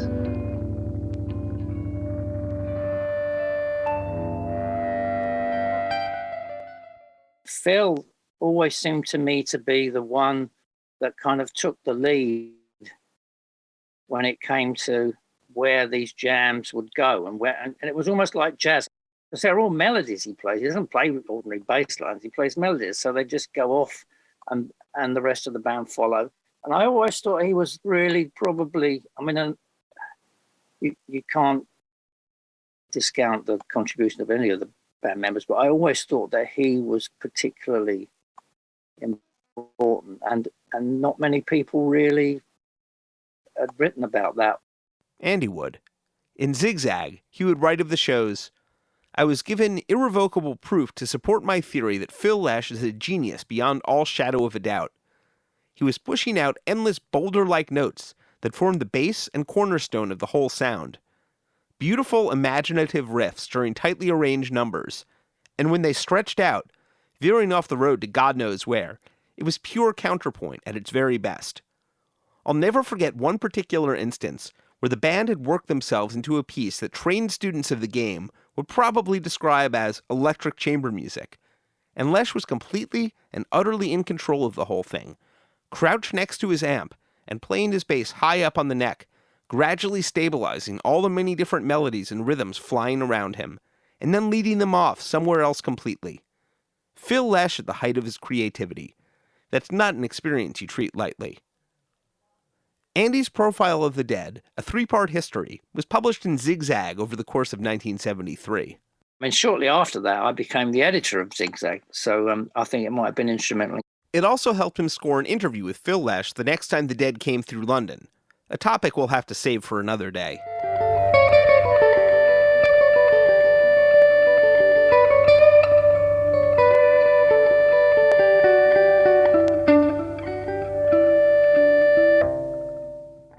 Bill Giles. Down the front, and there was a guy behind me with his girlfriend. And I just remember this conversation, or I just remember him saying, it's all right.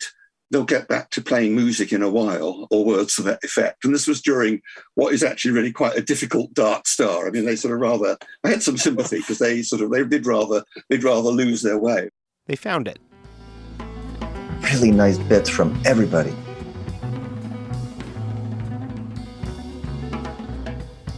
And there, Phil pops into his Feeling Groovy. And listen to that tremolo effect on Bob's guitar. You know, Jerry's not standing on top, he's just grooving with his bandmates. And then he starts coming out.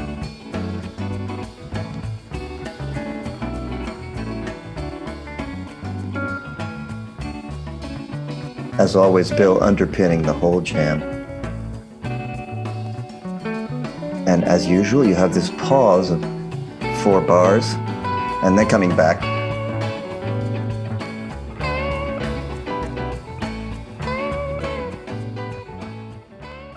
And we'll fade out the last Europe 72 Dark Star with a tiny bit that anticipates the feel of Eyes of the World, debuted 8 months later. Thanks, Graeme Boone, for all the celestial navigation. This Dark Star re-enters local gravity in the same way that a half dozen previous Dark Stars on Europe 72 do.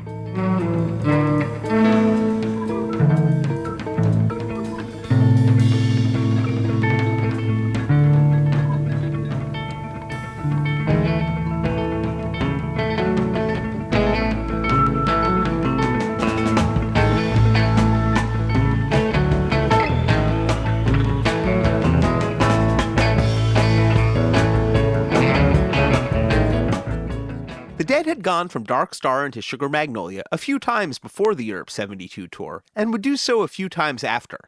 But I think of it as the quintessential Europe 72 Dark Star transition. Chris Jones. Seeing the Dead 6 times in the space of less than 2 months, that's quite a lot. They really so impressed me with their musicianship, the dedication of playing for those sort of long hours, as I said, all the freebies they gave, the atmosphere that they engendered. It was just an absolutely marvellous experience for a very young man. John Kieffer. Actually, the vibe was so friendly and relaxed. It was not like being at a concert at all, more like an outdoor festival but inside a faded Rococo ballroom. I've been listening to a lot of jazz, Coltrane, Miles, etc., and electronic music as a teenager. And I remember being amazed 1 minute at the Dead's improvisations while next minute being drawn into great songs like Wharf Rat and then dancing like an idiot with my girlfriend to Sugar Magnolia. There certainly is nothing like a Grateful Dead concert. We're at the end of the second one, I think, and they seem to go on for hours and hours, and you'd come out into Covent Garden in the early hours of the morning, and because there was a fruit and vegetable market at Covent Garden at the time, and all the workers would be coming into work in the morning while we were coming out of the Lyceum. It was quite funny. The final night of the tour, the last of the Lyceum shows, has long been voted an all-time favorite by Deadheads. And it was an instant all-timer for Allan Arkush, who'd seen virtually every classic Dead set at the Fillmore East while working there. The last one is one of my top 5 favorite Grateful Dead shows of all time.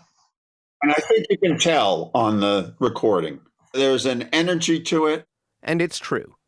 It was another deeply electrified night. Stories abound about the touring party making a valiant and sometimes not so valiant attempt to finish off their collective LSD supply. Courtenay Pollack and his lady friend met up with the tour for the Lyceum shows. This actually could have happened on any of the earlier nights, but we'll use it to set the mood. We went and met up as a band again in London for the last gigs over there. Victoria and I were in the same hotel with the band, and we go to the gig, and actually it was Kid Candelario, we ran into first. We were on stage, I was checking equipment and, tie-dyes. I got Victoria with me. And he's like, hey, you guys want to drop? Or whatever he said. And sure. So he gives us a squeeze out of the Murine bottle because it was dissolved in Murine under the guise of eyedroppers, of course. Previously on the Deadcast, we heard about how Courtenay had avoided the Paris megadosing because he came with his own supply of window pane. He did not avoid such a fate in London. And she and I both got absolutely blitzed. All visual and sound just became a morass of fragmentia. Light became shards of broken glass. You couldn't see anything, and all sound was disjointed, and it was absolutely hellacious, and I just knew it was going to be several hours. We just had to ride it out until we came down enough. Yeah. And it also had speed in it. It was just not a cool thing. In small doses, it was probably really good for, setting up equipment, breaking down at the end of the night, keeping that thread of energy going, But if you take too much, you couldn't do anything. You couldn't see, you couldn't hear properly. It was just hours before we could actually start to make head or tail of it. I quickly found a little spot backstage where we could just hunker down and ride it out. The Dead's family weren't the only ones going all out. Jeremy Poynton. When we hit the road from Oxford, me and some friends from college hired a van to go down to the Lyceum. I think we managed the first show and the last show, being impoverished students who got to Wembley and been blown away, got to Bickershaw and been blown away and covered in mud. Absolutely perfect. The shows were spectacular. The acid we had was absolutely spectacular. Glorious days. Back on the planetary surface, the show got going. Opening up were the New Riders of the Purple Sage. A tape has long circulated of their set, but turns out it was from one of the other nights. New Riders archivist Rob Leitstein recently discovered the real 26th of May set. It will be released this fall by Omnivore Recordings. Here's a sneak preview of Dirty Business. Please dig Buddy Cage's Sweet Pedal Steel.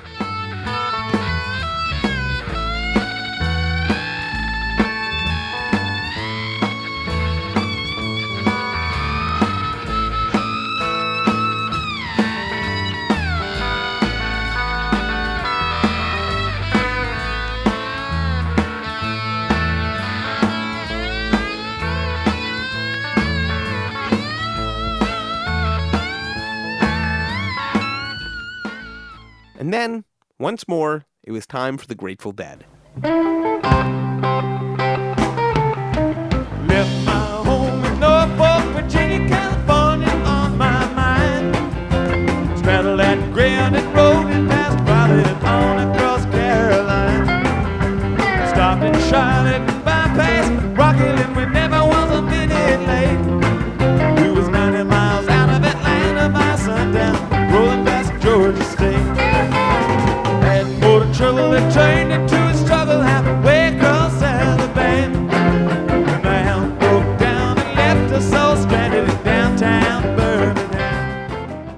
writer Ken Hunt. The Lyceum was a much more intimate venue. It was a very European audience. People had travelled from across Europe. There was none of the stuff which I despise, which was people calling out Jerry and Grateful Dead. And I just thought, no, I don't need that in my ears. I just want to hear the music. So there was none of that at either of the concerts I went to. The night would not only yield 4 songs and 2 extended jams for the officially released version of Europe 72, but another 5 performances made it to the end-of-tour mixes for album consideration. Along with China Cat Sunflower in the first set, it also included 3 of Pigpen's performances in the first set.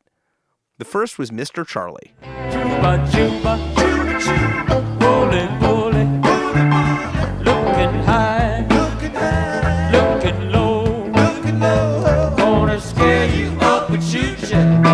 Mr. Charlie told me so. Another was The Stranger, the only version from the tour polled as a potential keeper.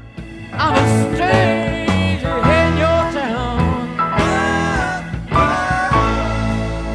Help me somebody, please.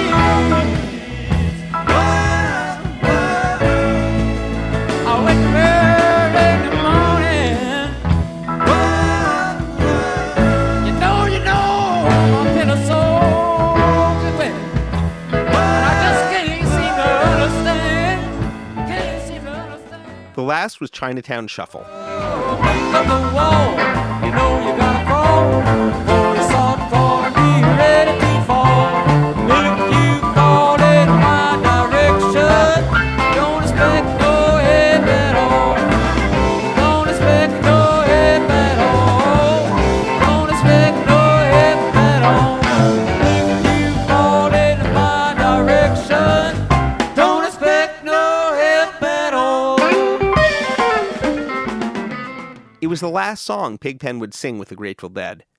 They would be the final performances of all 3 songs, which still sucks. There's one moment that many remember about the first set. Bill Giles.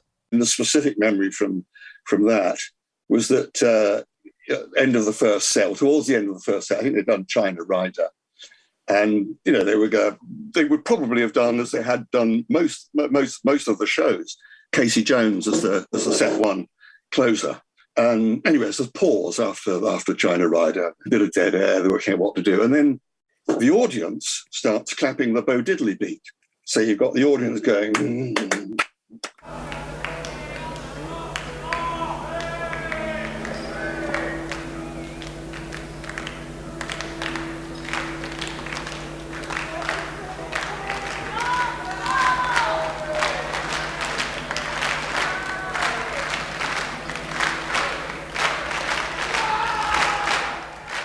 The lovely thing about the Lyceum is when you get the audience feeding the band.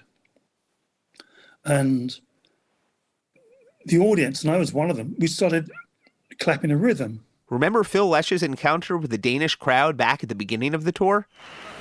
See, you know what? We're gonna keep on playing. You don't have to clap like that. But you can if you want to. If you want to clap, go ahead. Go ahead, get it on, but we won't do one in that tempo, you know, necessarily.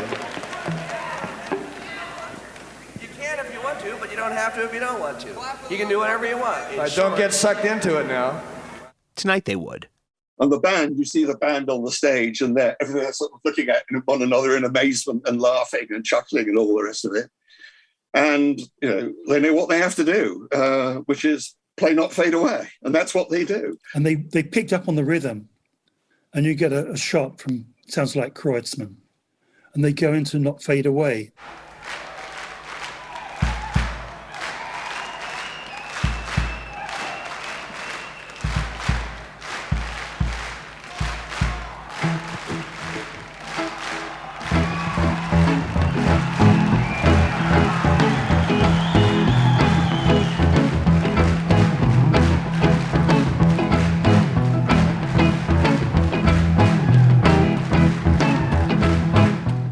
Now, I don't know how often the Dead did that sort of stuff, but it was a special moment. I won't say it was magical, but it was a special moment.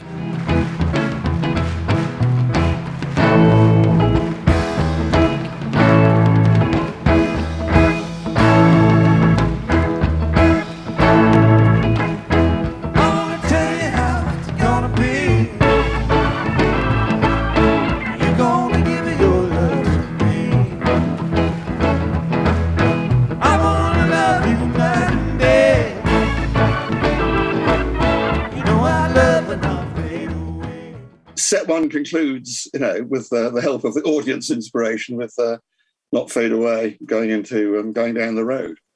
And that was that was just a great moment of, band and crowd interaction without a word being spoken. In later years, it would become a semi-regular ritual for the audience to start up the rhythm and pass it to the band. But the Lyceum show is a magical, totally spontaneous early instance. It happened at least one other time, on November 8th, 1970, at the Capitol Theater in Portchester, of course. But there's still plenty of missing tapes.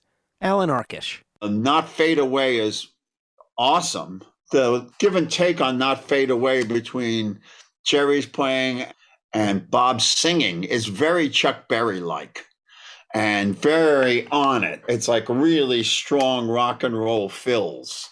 It was a warm and fuzzy way to end the first set. Because for the Dead's extended family, set break was utter chaos. Sam Cutler. And it was another one. It was a stonking high gig. And my mother wanted to come and see what this band was like, who this band was, the Grateful Dead.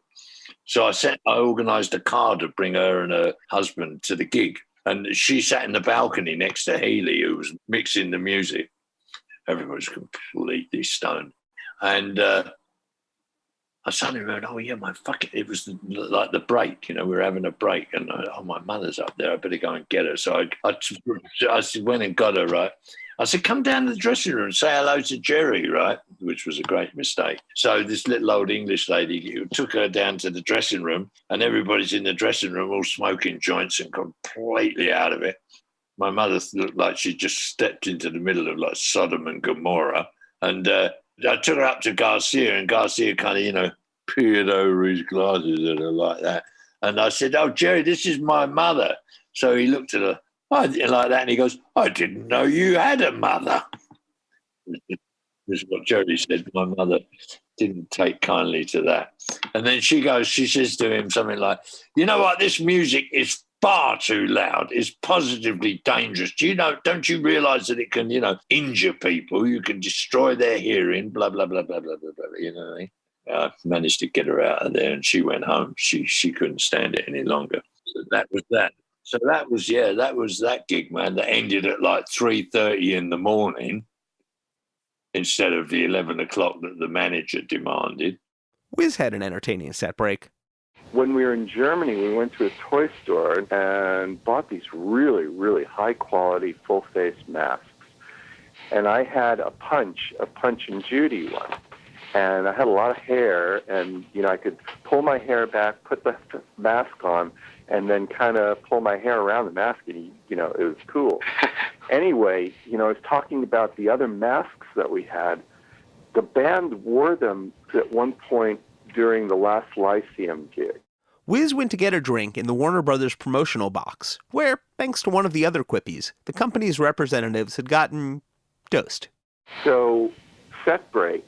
I put the Punch mask on, and I go up there, and people see me walk in, and all of a sudden, everybody's on the other side of the box, cowering. And I didn't think, I just thought, oh, shit, I don't want to fuck these guys over, so I pulled the mask off, and it must have looked like I was ripping my face off. Many years later, Wiz and Candace Brightman reunited on the touring crew for Phil Lesh and Friends. And, as happens, the topic of Europe 72 came up, and eventually the masked night at the Lyceum. And we started talking about that, and Candace, her jaw drops, and she looks at me and says, they were masks? What are you talking about? I thought I was hallucinating. I said, no, they put masks on for a while. And we laughed. Then it was time to get down to the evening's business. Drop the needle on LP3 of Europe 72, and you'll hear the beginning of Set 2 from Night 4 at the Lyceum. The crowd knows what's coming. The Dead's 6th show in London in 2 months. Of course, by now I need to tell you that this next number rose straight to the top of the charts in Turlock, California. Numero uno, and stayed there for a week or two. They love us in Turlock, and we love them for that. Far be it from the Deadcast to leave Weir's Turlock claim like that alone. It's sometimes suggested that it's a band in-joke related to a gig a few years earlier in Turlock. But the thing is, it actually sounds like a plausible claim to me. In the 70s, it wasn't uncommon for small towns to have their own local music charts, often just ads in the paper sponsored by a local record store or radio station. And Truckin' does appear on at least one such chart, just after the time Weir started using that piece of patter in late 71. The archives of the Turlock Daily Journal aren't yet digitized, unfortunately. I contacted the paper via current reporter Chris Correa, who queried some of the old schoolers at the publication. None of them remember a local music chart, but I know firsthand how difficult it can be to research between multiverses, and I'd still love to get some dead freak eyeballs on late 1970 and 1971 editions of the Turlock Daily Journal. But anywho.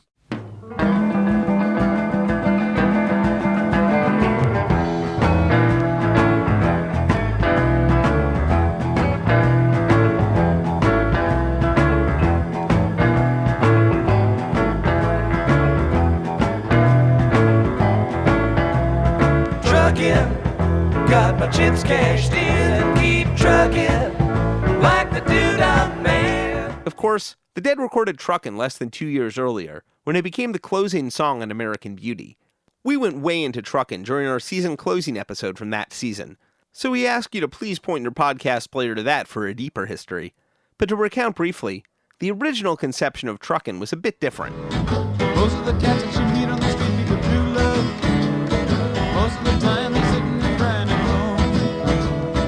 One of these days, dinner they gotta be going out of the door and down to the street all alone. Trucking like the doo-dah man. Once told me got to pay your hand sometime. God's ain't worth the time if you don't lay 'em down. That was the demo for Truckin' from the expanded Angel Share edition of American Beauty, available on a streaming service near you. The song beefed up considerably over its first year and change of live performances, but it was only just before the Europe 72 tour that the song developed a proper jam.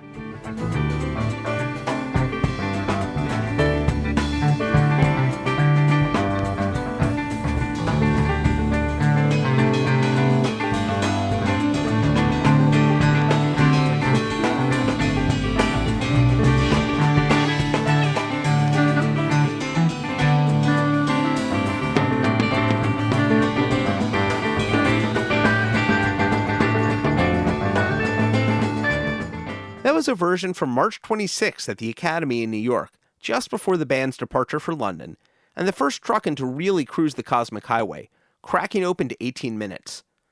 The tour-ending version in London was Take 18, played most nights of the tour, and got to a pretty out place as well.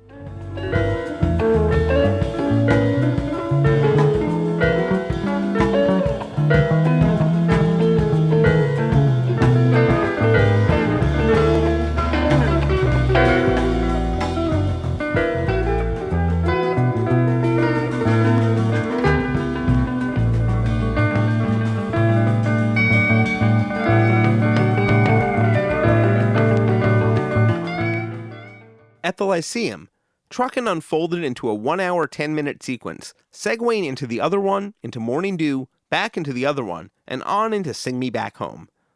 For the album, it was edited judiciously down to less than half that, a disc-long piece of music that begins with Truckin' and ends with Morning Dew.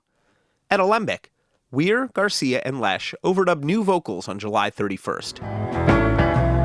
Truckin', got my chips cashed in and keep trucking like the doo-dah man. Together, more or less in line, just keep trucking.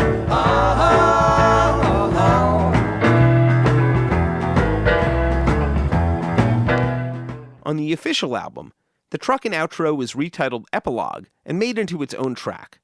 There are no edits, but it did earn Keith Godcho his first publishing credit on a Grateful Dead album, fading just as it starts to melt into the other one.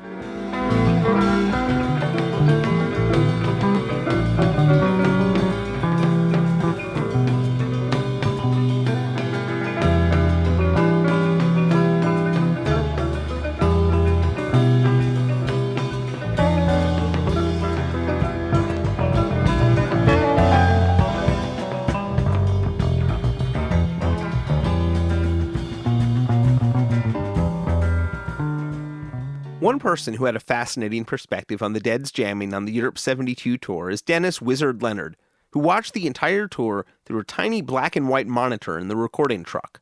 One of my favorite things musically, and I could see this through the black and white monitor, is a lot of time Jerry would be playing kind of with his head down, and other band members would just be on their instruments, and they would telegraph things to each other for transitions without even visual contact. There was something extraordinary going on, and it wasn't just the music. These guys were so in touch with each other that I think that something as subtle as the speed of a bend could telegraph something. There was still plenty of excitement in the recording truck on the last night of the tour. In Amsterdam, I had found, and had it for quite a while, in an antique shop, a real human skull by them there.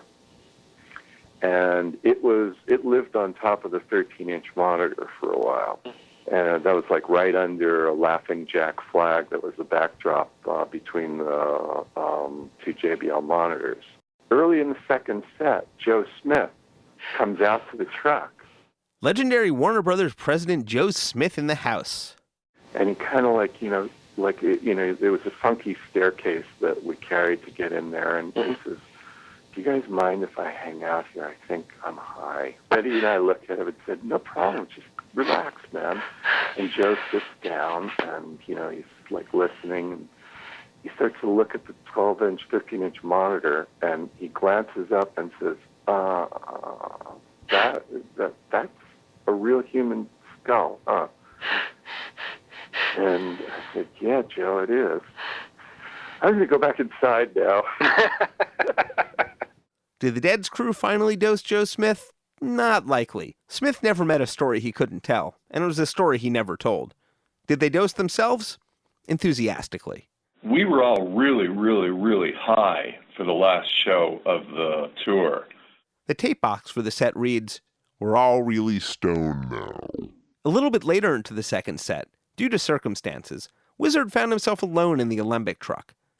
Dennis McNally featured a version of this story in his official band biography, Long Strange Trip, but I love hearing Wizard tell it. Betty comes over to me at my end of the truck, and she's like high as shit, and says, is it okay? I said, "Yeah, it's okay. We're rolling, we're in record, it sounds good." She said, "Could you listen?" And I go over to, she had a little 2-track set up at the end of the truck. I had the multi-track at the other end. And I listened to the mix, and it sounds good, and I solo each track, and everything's there. And I said, "It's all great." She said, "Are you sure?" And then she looks at me and says, "Are we in record?" Oh. I said, "Betty, not only are we in record, but we're in playback. So what we're hearing has already happened." And that time fucked with her head. And she said, "Oh, God." And I said, "Betty, why don't you go inside?" We had just changed tape. So we had an hour and a half pack of tape per big reel. And so Wiz was alone in the recording truck. You may have heard a version of this part in Amir Bar-Lev's Long Strange Trip documentary, but here's a slightly more jammed-out version. I'm sitting there, like high as shit, but I spent time on the prankster buses. I could talk to cops and change the tires on the bus while I was completely high. It was required. And I'm feeling both great and at the same time a little sad, because it was the 22nd show, the last of the tour, and I had not been inside for one song even. And as a young hippie deadhead, I had always wanted to see what was behind the green curtain. And now I was there. And I realized, there's no going back to Kansas on this. This is where I am, this is where I'll be, and it is okay. And I felt great, like, holy shit. I was like a hippie 7 months ago, and now these guys trust me enough to just be alone in the truck and deal with recording the band. That felt great. Parish calls me on the intercom and says, "Hey, fuckhead." "What, Steve?" He said, "One of the RE20s on the piano cabinet's drooping," or something like that. "You know, it's just a mic clip. Can you please stick a coin in it and tighten it up?" "Fuck you, that's not my," Steve. And I realized, holy shit, nobody's here. I can't get in touch with anybody. And they were jamming, and, the dynamics were pretty subdued. I'm running inside to fix this mic clip. I lock the truck. As I close the door, the truck is like vibrating at me. It's going to be okay. And I go inside, stick a coin in the mic clip, tighten it up, look at Parish and sneer, and I start to walk off stage, and they drop into Morning Dew.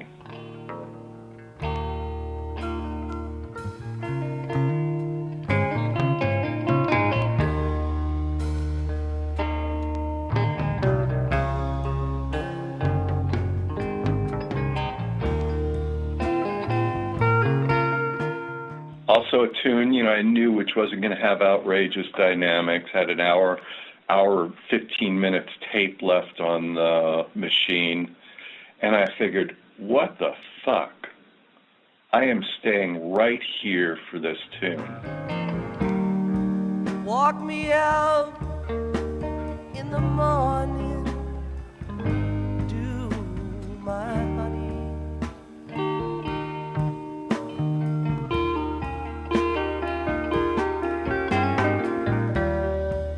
Walk me out in the morning, do today. And upstage center-ish, there was a backstage monitor. I walked past that, was right behind Garcia's rig. Garcia looked at me and smiled a funny Jerry smile because, what the fuck are you doing in here? And I hung out for the tune. Can't walk you out in the morning, do my honey.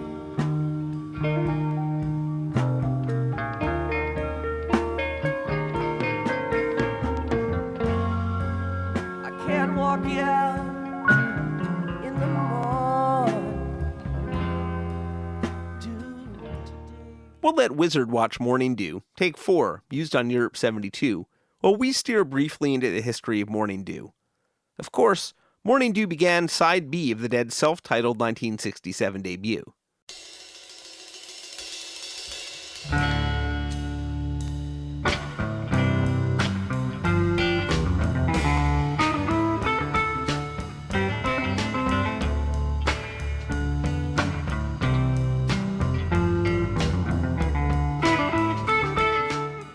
Sounds a little different. The song, originally about the world after nuclear fallout, was written and recorded by Canadian songwriter Bonnie Dobson in 1962 at the height of the Cold War, released on her live at Folk City LP. This is a song about morning dew, and I hope that it never falls on us.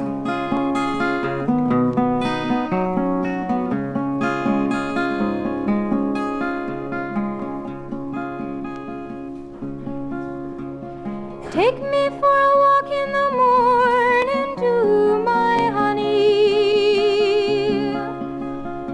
Take me for a walk in the morning sun, my love. On the Dead's album, Morning Dew is credited to songwriters Bonnie Dobson and Tim Rose. We'll let music scholar Ken Hunt address this. Not only was he present for the Europe 72 version of the Lyceum, but he's now friends with Bonnie Dobson herself. So there were all sorts of rights grabs going on.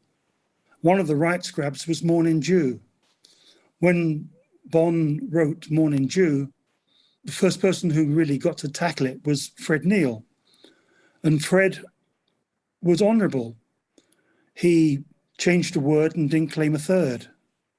Now, when Tony Rose comes along, the bastard claims jumps it And it took Bonnie years to extricate herself from that. He was very underhand. So I use that derogatory term for him advisedly. The song was an instant hit among the folk revivalists, popularized largely by the 1964 Fred Neil and Vince Martin version, which is where Jerry Garcia picked it up. Walk me out in the morning dew, my honey.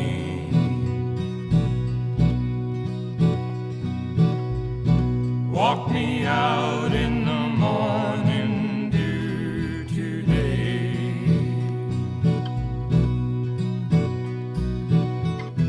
Can't walk you out in the morning dew, my baby.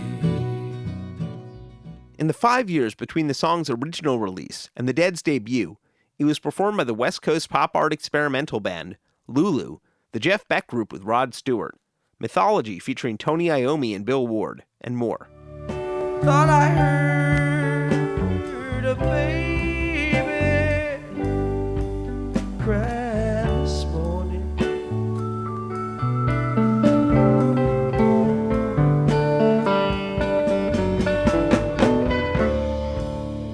Thought I heard a baby cry. That was the original vocal for Morning Dew at the Lyceum, with just a touch of sourness in Garcia's voice. Fixed in the mix. Here's how it sounded on the final version of the song. If you listen closely, you can hear the ghost of the original vocal. Thought I heard a baby cry this morning.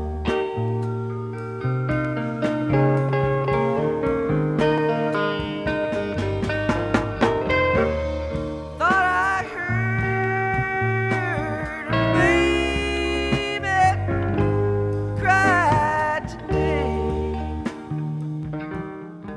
That was actually the very last piece of music recorded for Europe 72, overdubbed on September 1st. But only the vocals on the first part of the song were redone. After the first solo, they're live. Listen to his vocals wonderfully. Like, some of his vocals are throwaway. He was so off mic, but they did not overdub those away.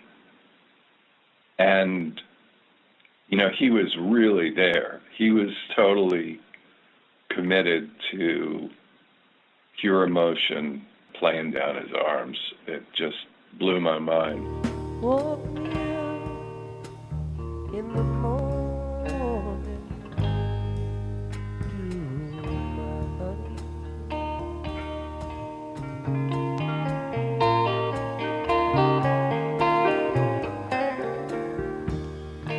Walk me out in the morning dew today. Most of the earlier versions of Morning Dew by other artists end like this, with the refrain, "Now there's no more morning dew."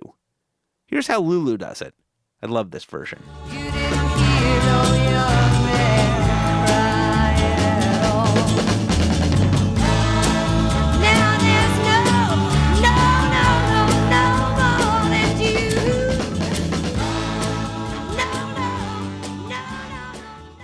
There's one thing all of the earlier versions are missing, though.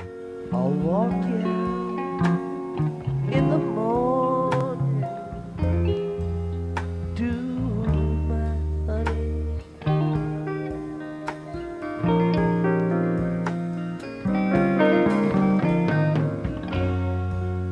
I guess it doesn't matter.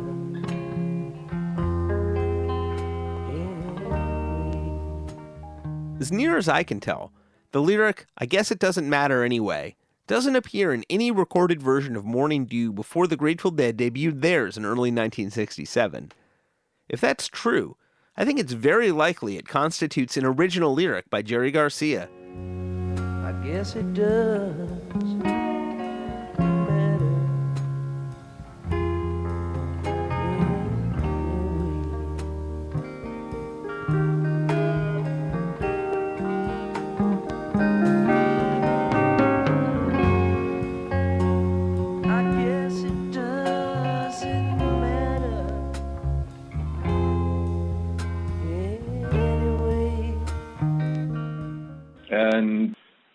Jerry's solo, both for getting sustain and maybe for other reasons, he played his solo very close to his cabinet, facing the cabinet for the most part, just to get feedback sustain.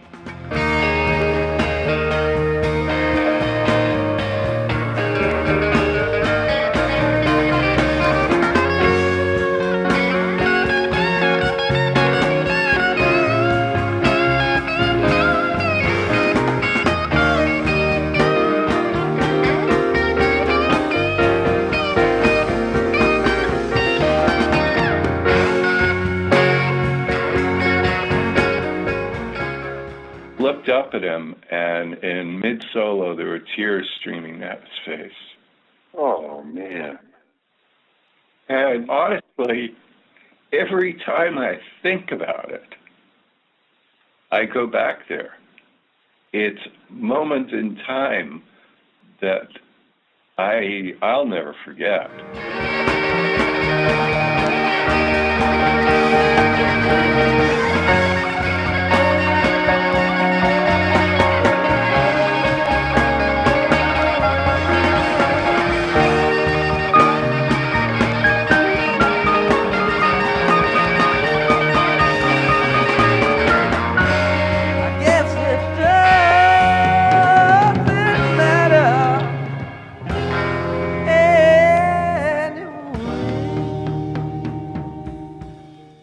Jeremy Poynton. The last night was an absolute and utter gem, and I can only think of Wiz talking about not being in the recording van and watching Jerry, tears pouring out down his eyes as he played Morning Dew. Jerry was not alone in the audience, I can tell you. I was weeping my heart out. I still weep my heart out for Jerry. It was truly a rich sequence of music. Sing Me Back Home made it to the tour-ending reels.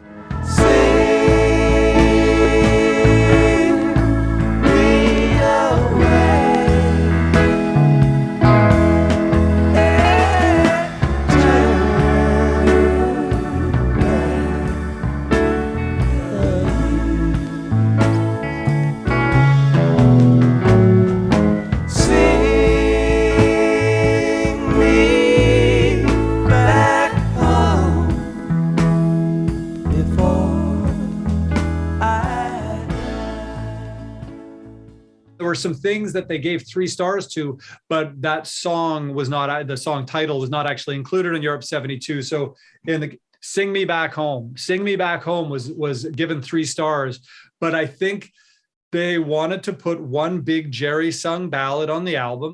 We've got him now. Watch out next week when we post the complete list of post-tour mixes. But they certainly weren't done recording for Europe 72.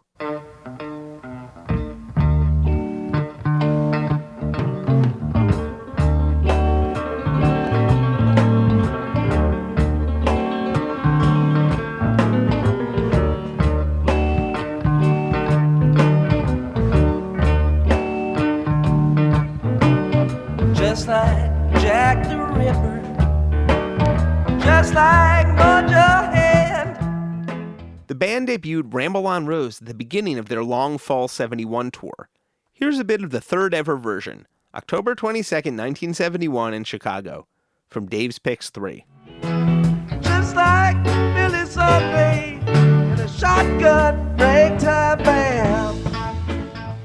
A few clicks faster, but there were virtually no differences, either musically or lyrically, between Ramble On Rose as it was introduced and Ramble On Rose as it was recorded.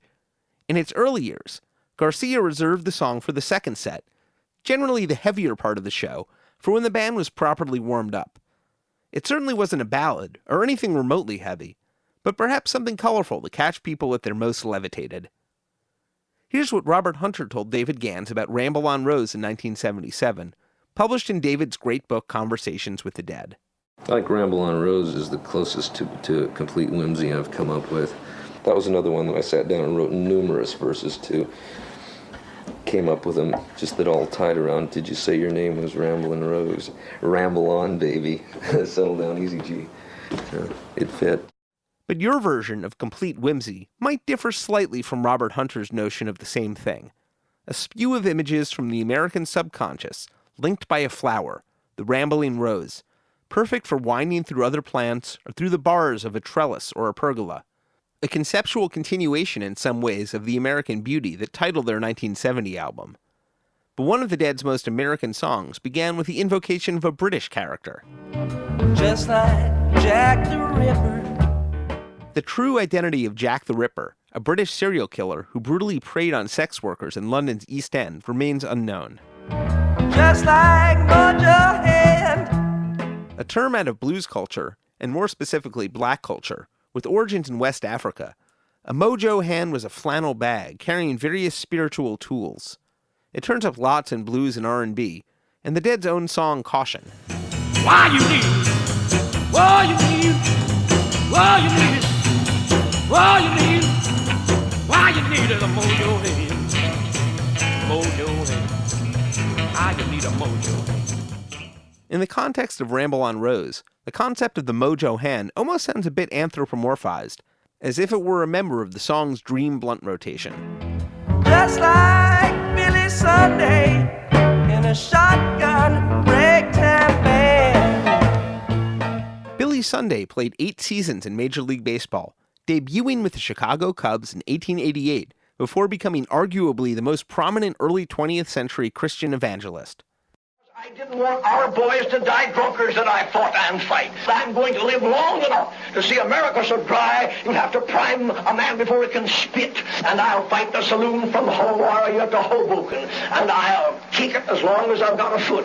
And I'll fight it and punch it as long as I have a fist. I'll butt it as long as I have a head. I'll bite it as long as I have a tooth. And when I'm old and fistless and footless and toothless, I'll gum it till I go home to glory and it goes home to perdition.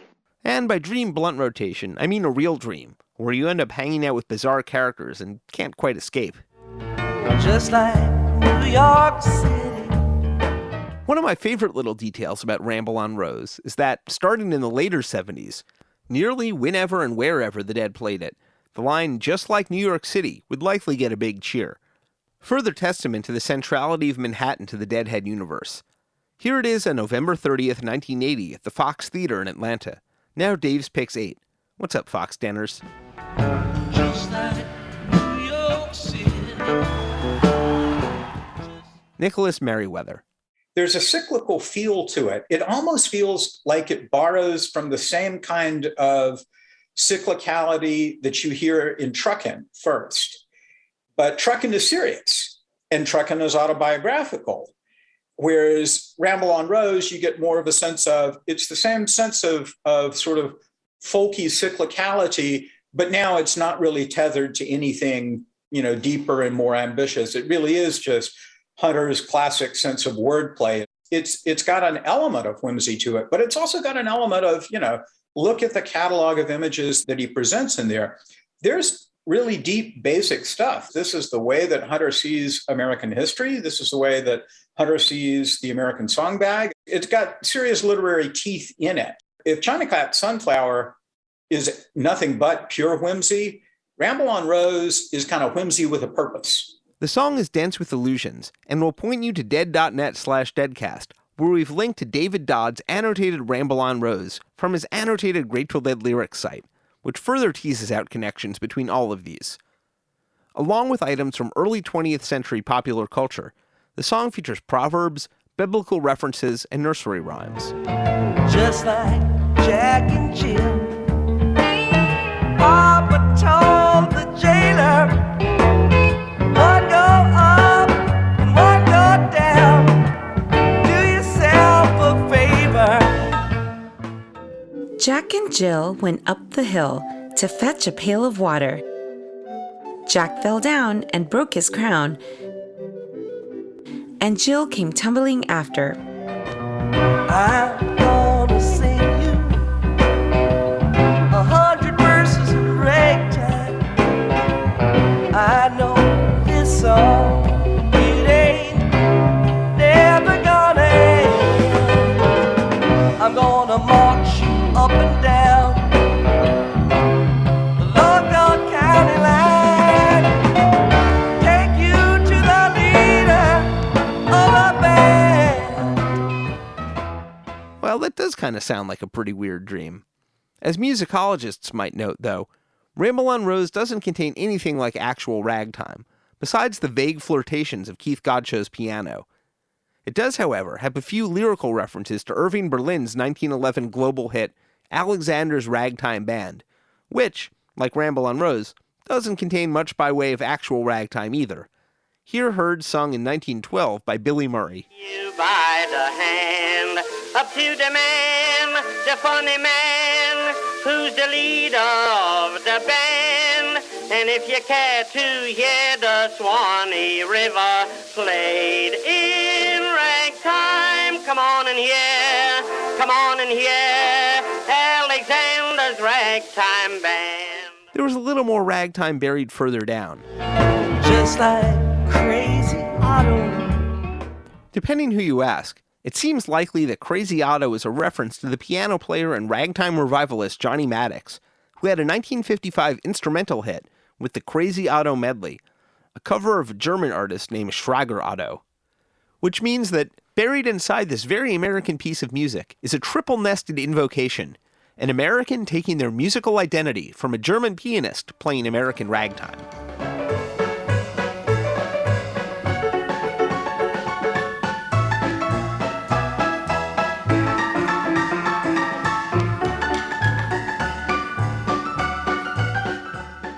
The next lyric probably doesn't need much explanation for many American listeners.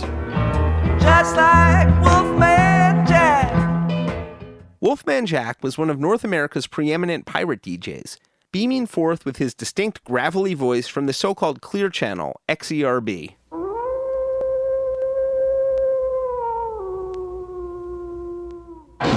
XERB moves on. 9:30 in Los Angeles. This is 50,000 watt clear channel XERB, Radio North America, Central Studios, Los Angeles, 1090 on your dial.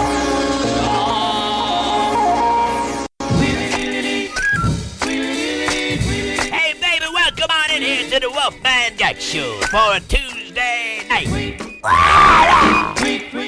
In 1973, Wolfman Jack would begin to cross over into the mainstream with a role in George Lucas's American Graffiti. But to British audiences in 1972, he was a mystery. There were lots of new songs that, never heard. So by the end of the 4 nights at the Lyceum, we'd heard most of them a couple times and, we're getting a bit more familiar. They were, I thought, intriguing and had, fascinating lyrics. So, as I said, it was the sort of Tennessee Jed, Brown-Eyed Women, Ramble on Rose that I started thinking, and they're sort of fascinating and references, because that then gets sort of Wolfman Jack. Who on earth is Wolfman Jack? The allusions of these songs inspired Alex to start whitegum.com, the brilliant Grateful Dead lyrics site. The verse ended with a reference that was likewise pretty American. Sitting flush with a royal flush, aces back to back. Like many card games, poker had ancient origins, but the modern 52-card deck and rules can be traced to New Orleans, where it spread by way of the Mississippi River. It's since gone global thanks to satellite television and the internet, but like the robes, it was a key piece of Robert Hunter's imagery. The last bits of Ramble on Rose are more British. Just like Mary Shelley, just like Frankenstein. Wake your chains and count your change and try to walk the line. Of course, Frankenstein was the doctor, and Mary Shelley the author, co-creators of the monster that lived rent-free in Jerry Garcia's imagination and surely appealed to him here. The only Grateful Dead song to invoke Frankenstein itself. You may be familiar with Garcia's 1995 interview, The Movie That Changed My Life, about Abbott and Costello meet Frankenstein. It's worth seeking out in full. The iconography, the Frankenstein's monster, Dracula, and the Wolfman became figures of tremendous fascination for me. I mean, overwhelming. I mean, it led me, for example, to things like the discovery of German expressionist theater and film, you know what I mean? The James Whale original Frankenstein is so beautiful, beautiful lighting, beautiful sets, the great angular stuff. The Lyceum held a deep connection to the spooky as well. Ken Hunt. In that song, it was just like Mary Shelley. That's the one that got me. The Lyceum was a theatre that was run by the actor-manager, which is a term in dramas, Henry Irving, who was very famous. And Henry Irving took over, I think it was 1878. Now, he was the actor-manager, so he would perform on stage, but he was directing the management of the theatre. And he had a business manager. And his business manager was Bram Stoker. And I didn't know that, obviously, back in those days. Listener Stephen Gardiner chimed in with more detail. 75 years before their Lyceum run, almost to the week, was the publication date of Bram Stoker's great horror novel, Dracula. Bram Stoker, the Irish writer, was better known in his lifetime as the manager of London's Lyceum Theatre. And I think there was some strange draw that brought them there, involving monsters and darkness and gothic horror, to perform what was 4 days of phenomenal fine art. Did you say your name was Ramble On Rose? Ramble on, baby. Settle down easy. Ramble on, Rose.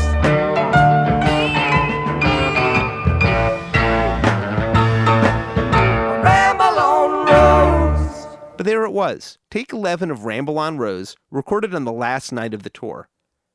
There was some work to be done on the song back home.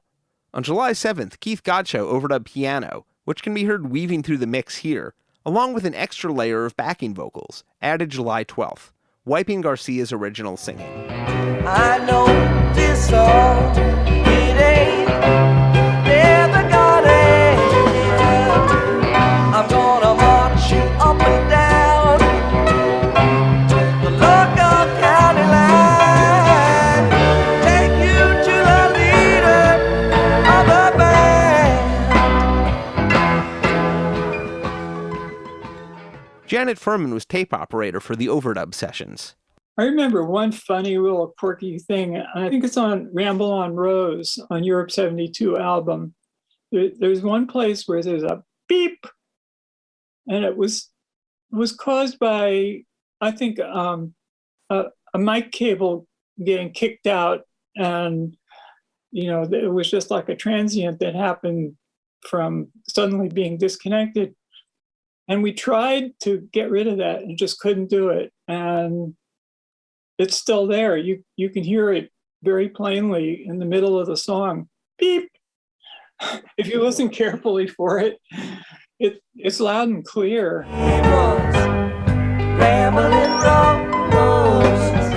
I guess Wiz was back in the truck by then. Like pretty much all the other new material on Europe 72, Ramble On Rose was an instant standard in the Dead's repertoire.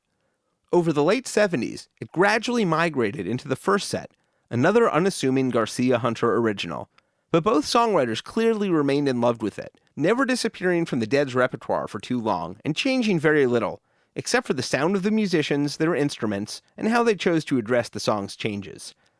Here's a version from March 29, 1990, recorded at NASA Coliseum, and released on Wake Up to Find Out. I'm gonna sing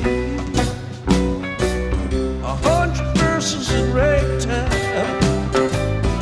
I know this song, it ain't never gonna end. Gonna march you up and down the local county line, you to the leader of the band. Hunter called it a favorite. There's something funny about that song, he would say. Now seems as good a time as any to repeat an Elvis Costello quote we heard at the beginning of the first episode this season. Well, those 72 songs have a strange thing. They they refer to ragtime, and they refer to a lot of things that seem to come out of the 20s. And even though the music is still played by an electric rock and roll band, I feel that those songs from 72 have something in common with the songs of the band from around the first two albums particularly, in that it sounds like music that was recorded in the 1880s, except it's all electric. It's like weird time travel music. To me, that's more extraordinary, that ability to summon another time in relatively simple chords. They're not actually that complex, without really sounding like a pastiche, but it's a mixture of the phrasing, the humility of the singing, the lyrical idiom, the lyrical references, and just how unusual those songs are as a rhythm. This shuffle, this strange, the pulsing rhythm that a lot of them have, like Tennessee Jed and Ramble On Rose, both have this strange kind of rhythm that really isn't heard in very much other music. Lots of Grateful Dead songs are easy standards for bands. The excellent website deaddisc.com maintains pages for each Dead original with deep sub-discographies of recorded covers. It's a delight to explore. But not too many people have covered Ramble On Rose, perhaps because of that shuffle beat that Elvis articulated. So we'll close out the Ramble On Rose portion of the Deadcast with a bit of a relatively recent version by the great singer Winona Judd on her Winona EP from 2020, joined by aspiring Nashvilleian Bob Weir, who's been tweaking one of the lyrics in recent years. Just like Mary Shelley, she wrote Frankenstein. Clank your chains and count your change and try to walk the line. I'm gonna sing you 100 verses in ragtime. I know the song it ain't. There is still one more song to catch for Europe 72. In fact, the last song on Side A of Europe 72 was the last song performed on the Europe 72 tour. I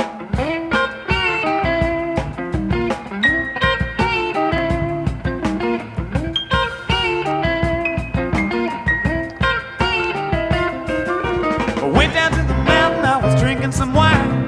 Looked up in the heaven, Lord, I saw a mighty sign written fire across the heaven, plain as black and white, get prepared, there's gonna be a party tonight. Hey, Saturday night. Take 19 of One More Saturday Night was the keeper. Deadheads got a big dose of the song that year, released in the States on Bob Weir's Ace album later that spring. In Europe, the studio version had been released in advance of the tour as the A-side of a single and credited to the Grateful Dead featuring Bobby Ace. They played the bejesus out of it in Europe, often in an encore slot. The day after the Europe 72 version at the tour closer, the Beat Club on Radio Bremen aired the results of the Dead session.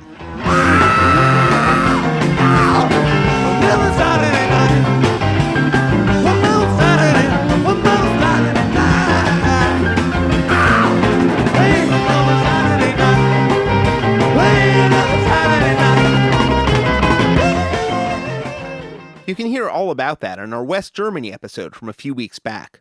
Hopefully we can go deeper another day, but One More Saturday Night has an unusual origin story that made it a pretty good tour closer in Europe especially. The song actually began as a collaboration between Weir and Robert Hunter, and was one of the ones that led to their creative falling out over the course of 1971. Hunter gave Weir a verse. Dynamite and depot, bricks are pouring down, cost your reputation if they catch you hanging round. Every choice you look at serves but to confuse. Reckon you could call it the United States Blues. Oh baby, one more Saturday night. One more Saturday night. From there, Weir made it his own. He asked Hunter if the resulting song could be titled U.S. Blues. Hunter told him no, and removed his name from the songwriting credits. A few years later, a new Dead song would appear with the winking lyric, "You can call this song the United States Blues." Put a bookmark there. On Europe 72, One More Saturday Night was one of the last tweaked up in the studio. Weir replaced his own vocals with 2 new tracks on August 1st, Jerry Garcia's 30th birthday. Garcia was perhaps hanging elsewhere.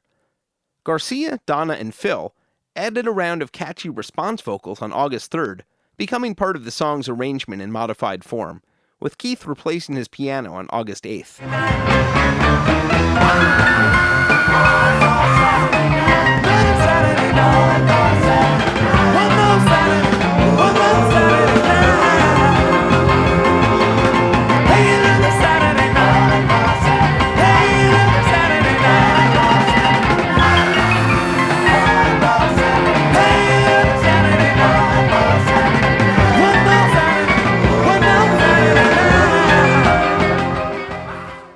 Pretty much it for the Europe 72 tour. One more Friday night in this case, and one more loadout for the Quippies. Then, across the ocean and another continent, back to the toontown of Marin County with 73 hours of tape. What to do with it all?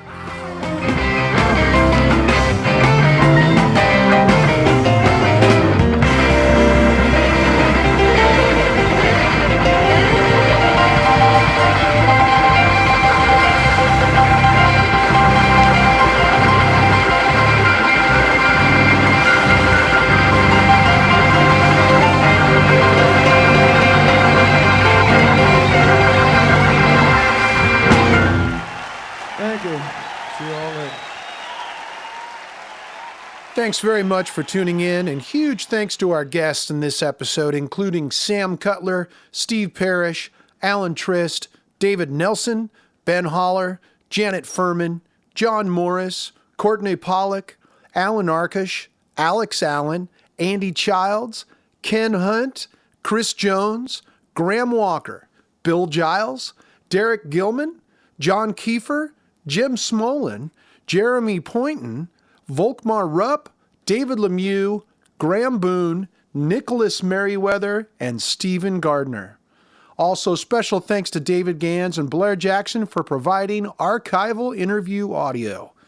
Please don't forget to like and subscribe and leave us a review if you're so inclined. Thank you very much. Next week, we wrap up Season 5 with one more episode, so don't unpack your bags just yet. See you then. Executive producers for the Good Old Grateful Deadcast, Mark Pincus and Doran Tyson. Produced for Rhino Entertainment by Rich Mahan Productions and Jesse Jarno. Special thanks to David Lemieux. All rights reserved.